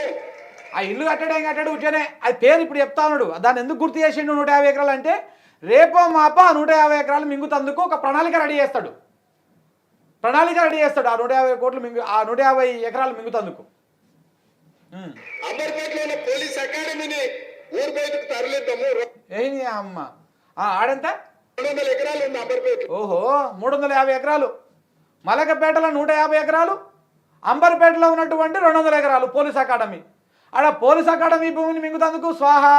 ఇక్కడ 150 ఎకరాలు రేస్ కోర్సుకు సంబంధించింది స్వాహ. 350 ఎకరాలకు మంచిగా ఎర్త్ పెట్టి కూర్చున్నాడు అనమాట. సూటి పెట్టి కూర్చున్నాడు. ఇక టైం వచ్చినప్పుడు గోల్ కొడదామని. అమ్మా, మంచి ప్లానే ఉంది ఇది. కానీ కానీ ఆ 200 ఎకరాలలో మూసి ఎంత ఉంటుంది కమ్సే కమ్ అక్కడ మలక్పేటలో అంటే? ఎంత లేదన్నా కానీ ఎకరం ఈజీగా 20-30 కోట్లు ఉంటుంది. అంటే ఆడ 100 ఎకరాలు అంటే అమ్మ కొడుక బాగానే ఉంది. రోజు వేల కోట్ల రూపాయలు వస్తాయి, బాగానే గట్టిగానే వస్తాయి. ఆహా, అన్నిటి కలిపి 2-3 వేల కోట్లు వేద్దామని చూస్తున్నాం అనమాట. ఏ మింగు. నది ఒడ్డు ఉన్న పేదోళ్ళందరికీ మంచి ఇల్లు కట్టిద్దామయ్యా. ఏం ఇదంతా ప్రభుత్వం ఆస్తే కదా. అవు అవు అవు. పేదలకు మంచి చేద్దాం, మీరు వచ్చి సూచన చేయండి.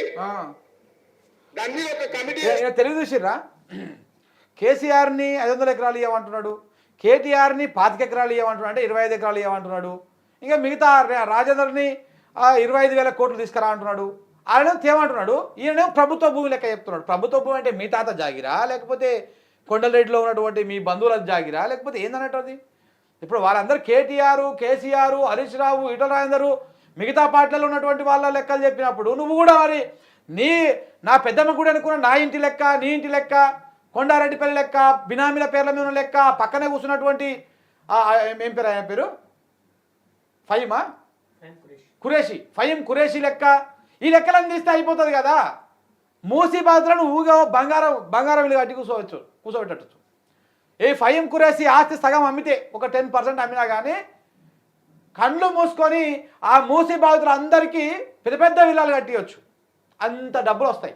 ఇది 10% అమ్మితే. ఫహీం ఖురేషి మీద ఉన్నది, నీ బినామీ పేరు మీద ఉన్నది. అది చెయ్యి మరి, ఆ పని చెయ్యి. నీ తెలివేమో అందరికి వచ్చేసరికి వాళ్ళ లెక్కలు వాళ్ళ భూములు చెప్తా ఉంటాడు. ఈయన టర్మ్ వచ్చేసరికి ప్రభుత్వ భూములు లెక్క చెప్తా ఉంటాడు. జనాలు ఏమనుకోవాలి? అరే ముఖ్యమంత్రి ఎంత మంచోడు, ఇలా చేయనిస్తలేరు, ముఖ్యమంత్రి చేస్తాకనే చేయనిస్తలేరు అని చెప్పేసి జనం అనుకోవాలని చెప్పేసి ఇట్లా కమలాసన్ అవతారం ఎత్తా ఉంటాడు అనమాట మన రేవంత్ రెడ్డి గారు. దాంట్లో రాజేందర్ పెడతాం, కేటీఆర్ పెడతాం, హరీష్ రావుని పెడతాం, పెట్టు. పొన్నం ప్రభాకర్ గారిని కూడా తప్పు. ఇవన్నీ నువ్వు అలా పెట్టాల్సింది కొండలనని, తిరుపతనని, జగాల్ని, నువ్వు, మన గీతమ్మ, మీరుండాలి అందులో. ఇలా ఎవ్వరు అవసరం లేదు. ఎందుకంటే వాటాలు వేసుకోవాలి. మళ్ళీ ఇదే 1000 కోట్లు, ఆ 1000 కోట్లు, ఇవి అవి అన్ని కలిపి వాటాలు వేసుకోవాలి. మీరు కలిసి సమయం మాకు ఇయ్యండి సూచనలు. ప్రతిపక్షానికి కూడా ఈ పేదలకు మేలు చేయడానికి ఒక కమిటీ వేద్దాం. బీజేపీ, బీఆర్ఎస్, ప్రభుత్వం అందరు కూర్చొని పేదోళ్ళకి ఏం చేద్దామో ఆలోచన చేద్దాము. ముందుకు రాండి. 10 ఏళ్ళ అనుభవం ఉందంటారు మీకు ప్రభుత్వము, మంత్రులుగా. మీ అనుభవం పేదోళ్ళ కోసం పెట్టుర్రు, మీ ఆస్తులు ఇవ్వకపోయినా సరే. కాబట్టి ఇక్కడ ఉన్న నా మిత్రులందరికీ ఒకటే, వాళ్ళు ఏదో సోషల్ మీడియా నిజంగా పోయినోనికి దుఃఖం ఉంటుంది. నాకు అర్థం కాదానే. ఓ పేదోడికి జీవితాంతం కష్టపడి కొనుక్కుంటేనో కట్టుకుంటేనో అది కూలిపోతే దుఃఖం ఉంటుంది. దుఃఖం ఎంత ఉంటుంది? బతకడం కూడా దండగా. భూమి ఇట్లా పగిలిపోయి అందులో కూరుకుపోయి చచ్చిపోయినా పర్వాలేదు, ఏంది బాధ అని ఉంటది. 20 ఏళ్ళ నుంచి ప్రతిపక్షం ఆ పాపం ఎవరు నీది కాదు ఆ పాపం ఆ? ఉన్న పేదోడు బాధ తెలియకుండానే నేను ఇంత దూరం వచ్చినా. ఆ. కానీ ఆ బాధ ఉన్న పేదోళ్ళని ఎట్లా ఆదుకుందామో చెప్పండి అంటున్నా. బాధ తెలియకుండా మేము ఇక్కడికి రాలే. ఉమ్. బాధ తెలిసి ఒక్కొక్క మెట్టు ఎక్కుకుంటా ఆ పేదలకు అండగా నిలబడుకుంటూ వచ్చినాము. పేదల కోసం కొట్లాడిన కమ్యూనిస్టులు వెంకటరెడ్డి గారు ఇక్కడ ఉన్నారు, మోహన్ రామ్ గారు ఇక్కడ ఉన్నారు, తెలంగాణ కోసం కొట్లాడినారు. వీళ్ళందరినీ కూర్చోబెట్టి మాట్లాడదాం రండి. ఆ. ఏ ప్రణాళికతో ముందుకు పోదామో, బాగు చేద్దామో, మన నగరాన్ని బాగు చేసుకుందామో మీరు చెప్పండి. ఏది వేసినా అడ్డం పడి శనీశ్వరులాగా, శని కాలకే మూటలాగా ప్రభుత్వం ఏ కార్యక్రమం చేసినా, రైతు రుణమాఫీ చేసినవే 25 రోజుల్లో 18,000 కోట్ల రూపాయలు 22,22,663 మంది రైతులకు 2 లక్షల అప్పున్న ప్రతి రైతుకు మాఫీ చేసిన నేను. ఒక అబద్ధం చెప్పకిట్ట అబద్ధాలన్నీ. ఇగో నువ్వు రైతులను మాఫీ చేసిన అంటున్నావు కదా, ఇగో మోడీ ఏమంటున్నావు ఈయన ఒకసారి. हर चुनाव से पहले कर्ज माफी का झूठा वादा कांग्रेस का पसंदीदा हथकंडा है। तेलंगाना में ये लोग कर्ज माफी का वादा करके सत्ता में आए, लेकिन सरकार बनने के बाद इतना समय गुजर गया, अब किसान कुछ पूछ रहे हैं कि उनका कर्ज माफ क्यों नहीं हुआ। भाइयों और बहनों, हमें అర్థమైంది కదా, గిట్టడే ముచ్చట్లు చెప్పిండు, గిట్టడే అది చేసిర్రు అని చెప్పేసి చెప్పిండు. బిస్కెట్ అయిపోయింది అది కథ, 5 నిమిషాలు ఇట్లనే చెప్పిర్రు, అయిపోయింది కథ. అక్కడ తూర్పు దండం పెట్టిరు అని చెప్పేసి ఆడ పోయి మహారాష్ట్రలో ప్రధానమంత్రి మోడీ చెప్తా ఉన్నాడు, రైతు రుణమాఫీ కాలేదని మోడీ ప్రధానమంత్రి చెప్తా ఉన్నాడు. ఇంకా ఇది నేను చెప్పినటువంటి కథ, ఇంకా దగ్గర పడ్డది, లాస్ట్కి వచ్చింది, అయిపోయింది. ఇంకా చెప్తా. దానికి సంపూర్ణంగా బట్టి విక్రమార్క గారు సహకరించిన అన్ని దిక్కులు ఉన్న రూపాయి బిగబట్టి 18,000 కోట్ల రూపాయలు వాళ్ళ ఖాతాలు వేసి వద్దులే రైతు లెక్క 2 లక్షల పైన పైన మీరు కడితే మిగతా ఇస్తామని చెప్పినాం. రైతు రుణమాఫీ జరగలేదని ఇలా దిక్కుమాల నోటి దీక్ష పెట్టిండు. అయ్యా అమ్మ, ఇక ఏమనాలి చెప్పు. 10 ఏళ్ళ మీరు రైతులు ధర్నా చేస్తే రైతులను దిక్కుమాలిన వాళ్ళు రైతులను ఇట్లా బూతులు తిట్టాడు అనమాట. 1,00,000 రూపాయలు రుణమాఫీ చేస్తామని ఎప్పుడు చేయలే. 2018 నుంచి 2023 వరకు వాళ్ళు 5 ఏళ్లలో చేసిన రుణమాఫీ 11,000 కోట్లు. 25 రోజుల్లో మేము చేసిన రుణమాఫీ 18,000 కోట్లు. చర్చిద్దామా చెప్పండి, అన్ని వివరాలు ఇస్తా. రైతు బంధు పేరు మీద వాళ్ళు ఇచ్చిన 70,000 కోట్లు, నువ్వు ఇచ్చిన ఇప్పటిదాకా 70 రూపాయలు కూడా ఇవ్వలే. 1 రూపాయి 2 రూపాయలు రైతు బంధు పైసలు వేయమంటే నువ్వు వేసింది. వాళ్ళు ఒక్కసారి రైతు భరోసా వేస్తే ఎన్ని పైసలు అవుతాయో అన్నే పైసలు పెట్టి రుణమాఫీ మామ అనిపించేస్తావు. ఇవాళ ఎవరికి రుణమాఫీ జరగలేదు అంటే 2 లక్షల పైన ఉన్న రైతులకు రుణమాఫీ జరగలేదు. ఆ పైన ఉన్నది బ్యాంకులో కట్టురే, మిగతాది మేము ఇస్తాం. నేను 2 లక్షలు ఇచ్చినా నీకు రుణమాఫీ జరగని చెప్పు, నీ అప్పు అట్లనే ఉంటది. ఎక్కడైనా ఎవరికైనా ఏదైనా ఇబ్బంది వస్తే కూడా పరిష్కరించడానికి కలెక్టరేట్ కార్యాలయంలో ఒక కౌంటర్ పెట్టిన, మీకు ఏదైనా సమస్య ఉంటే అక్కడికి వచ్చి ఆ సమస్యను పరిష్కరించుకోండి అని రైతులకు. నేను రైతులకు విజ్ఞప్తి చేస్తున్నా, రోడ్ ఎక్కకండి, కలెక్టర్ ఆఫీస్ పోండి. మీకు ఏదైనా సమస్య ఉంటే ఈ వీళ్ళని సన్నాసులను నమ్ముకున్నారంటే మీరు మన్ను వేసి అంబలి కాసుకునే పరిస్థితి అవుతుంది. కలెక్టర్ ఆఫీస్ పోయి కలెక్టర్ ఎదురు కూర్చొని, సార్ నాకు ఎందుకో నాదేమన్నా అక్షరం తప్పు వాటదా, లేకపోతే నాకు 1,00,000 ఎందుకు రాలేదంటే కలెక్టర్ని అడగండి. 2 లక్షల పైన ఉంటే 5 కట్టి తీసుకురండి, ఇస్తా. 2 లక్షల లోపల ఉండి ఎవరికైనా ఏదైనా కారణం చేత అప్పు మాఫీ జరగకపోతే కలెక్టర్ ఆఫీస్ లో అధికారులు ఉన్నారు మీ సమస్యను పరిష్కరించడానికి. అన్ని జూటా మాటలు రోజు చెప్తున్నాడు ఈ ముచ్చట్లు. 2 లక్షల పైన కట్టినటువంటి రైతులు మొత్తం ఇప్పటికి 100 సంఖ్యలో ఉన్నారు. ఎవరికి ఆడుకోవాలి? కట్టినాక బ్యాంక్ ఆడుకోవాలన్నా, ఆఫీసర్కి ఆడుకోవాలన్నా, ఏడుకోవాలి. ఒక ఆఫీసర్ని పెట్టుకొని ఏ కలెక్టరేట్ ఆఫీస్ అంట పోయి అప్లికేషన్లు ఇస్తే, అరే నాకు అర్థం కాదు, రైతు బంధు వస్తేందుకు బ్యాంకులకే వస్తున్నాడు, నువ్వు బ్యాంక్ పైసలు కడతాందుకు అప్లికేషన్ ఎందుకు? ఇవన్నీ లంగ ముచ్చట్లు కాకపోతే దేనికి ఎప్పుడు కావని అవసరం వచ్చే ముచ్చట్లు అయ్యి రుణమాఫీ చేస్తావు డైరెక్ట్ బ్యాంకులకైనా వేసేది. ఇక మళ్ళీ అప్లికేషన్లు, కాగితాలు, కత్పలు ఇదంతా దేనికోసం? నువ్వు ప్రాణు పోను పైసలు దండుగా, సమయం దండుగా, శ్రమ దండుగా, ఇవన్నీ కాకపోతే అన్నీ ఉచ్చి బట్టే వాటి ముచ్చట్లు, అన్నీ టైంపాస్ ముచ్చట్లు, ఇవన్నీ ఎట్లా కాలం గడుపుదాం అన్నటువంటి ముచ్చట్లు మాత్రమే. కాబట్టి దయచేసి ఇక్కడున్న కాక అభిమానులందరికీ కాంగ్రెస్ పార్టీ, కాక కుటుంబం, ఈ పార్టీకి కష్టం వస్తే మీకు అందరికి కష్టం వచ్చినట్టే, మనందరి కష్టం వచ్చినట్టే. కష్టపడి తెచ్చుకున్న ఈ ప్రభుత్వం, ఇందిరమ్మ రాజ్యం ఈ రోజు మన మీద దుమ్మెత్తిపోయాలని అధికారం కోల్పోయిన వాళ్ళు విచక్షణ రహితంగా ఎట్లా పడితే అట్లా మాట్లాడి సోషల్ మీడియాతోనే అధికారంలోకి వస్తాం. ఏంది ఎట్లా పడితే అట్లా మాట్లాడు, ఆ ఎట్లా పడితే అట్లా మాట్లాడే అధికారంలోకి వచ్చినావు నువ్వు. ఎట్లా పడితే అట్లా మాట్లాడి ఇష్టం వచ్చినట్టు నోటికి వచ్చిన బూతులు మాట్లాడి ఏది పడితే అది తిట్టి కేసీఆర్ను పర్సనల్గా తిట్టి కేటీఆర్ను పర్సనల్గా తిట్టి మిగతా ప్రతిపక్ష నాయకులను అప్పుడు అధికారంలో పర్సనల్గా తిట్టి అది మెప్పు అదేదో ప్రజల నుంచి ఏదో అదైతే అట్లా నువ్వు అధికారంలోకి వచ్చినావు. ఇవాళ అట్లా కూడా ఏం చేస్తలేదు కదా ఎదుడు. ఈ రోజు మన మీద దుమ్మెత్తిపోయాలని అధికారం కోల్పోయిన వాళ్ళు విచక్షణ రహితంగా ఎట్లా పడితే అట్లా ఇది మాత్రం నీకు ఇలా చూపిస్తాను జర్రా ఇది క్లోజ్ లో చూడాలి ఇలాంటివన్నీ. ఈ రోజు మన మీద దుమ్మెత్తిపోయాలని అధికారం కోల్పోయిన వాళ్ళు విచక్షణ రహితంగా ఎట్లా పడితే అట్లా మాట్లాడి సోషల్ మీడియాతోనే అధికారంలోకి వస్తాం అనుకుంటే సోషల్ మీడియాతోనే అధికారంకు రారు కానీ చెర్లపల్లికి అయితే పోతారు. బాగా గుర్తు చేసుకుంటావు నీ జన్మస్థలం గ్యారెంటీగా చెప్తున్నా. సోషల్ మీడియాతో అధికారంలోకి వస్తామని కలలుగా అంటున్నాడు ఆయన. నువ్వు ఎందుకంత భయపడుతున్నావు రేవంత్ రెడ్డి గారు? ఇది కథ. ఎందుకంత భయపడుతున్నావు? సోషల్ మీడియా పేరు చెప్తే మీడియా ఛానల్ అన్నీ మీ చేతుల్లోనే ఉండే. సోషల్ మీడియా పేరు చెప్తే ఎందుకంత భయం అవుతుంది మీకు? మీడియా ఛానళ్ళు అన్ని పెద్ద పెద్ద శాటిలైట్ ఛానల్ అన్నీ మీ చేతుల్లోనే ఉండే. సోషల్ మీడియా పేరు చెప్తే మీకు భయం అవుతుంది, ఎక్కలేని భయం అవుతా ఉన్నది. ఇది రేవంత్ రెడ్డి గారి మాట.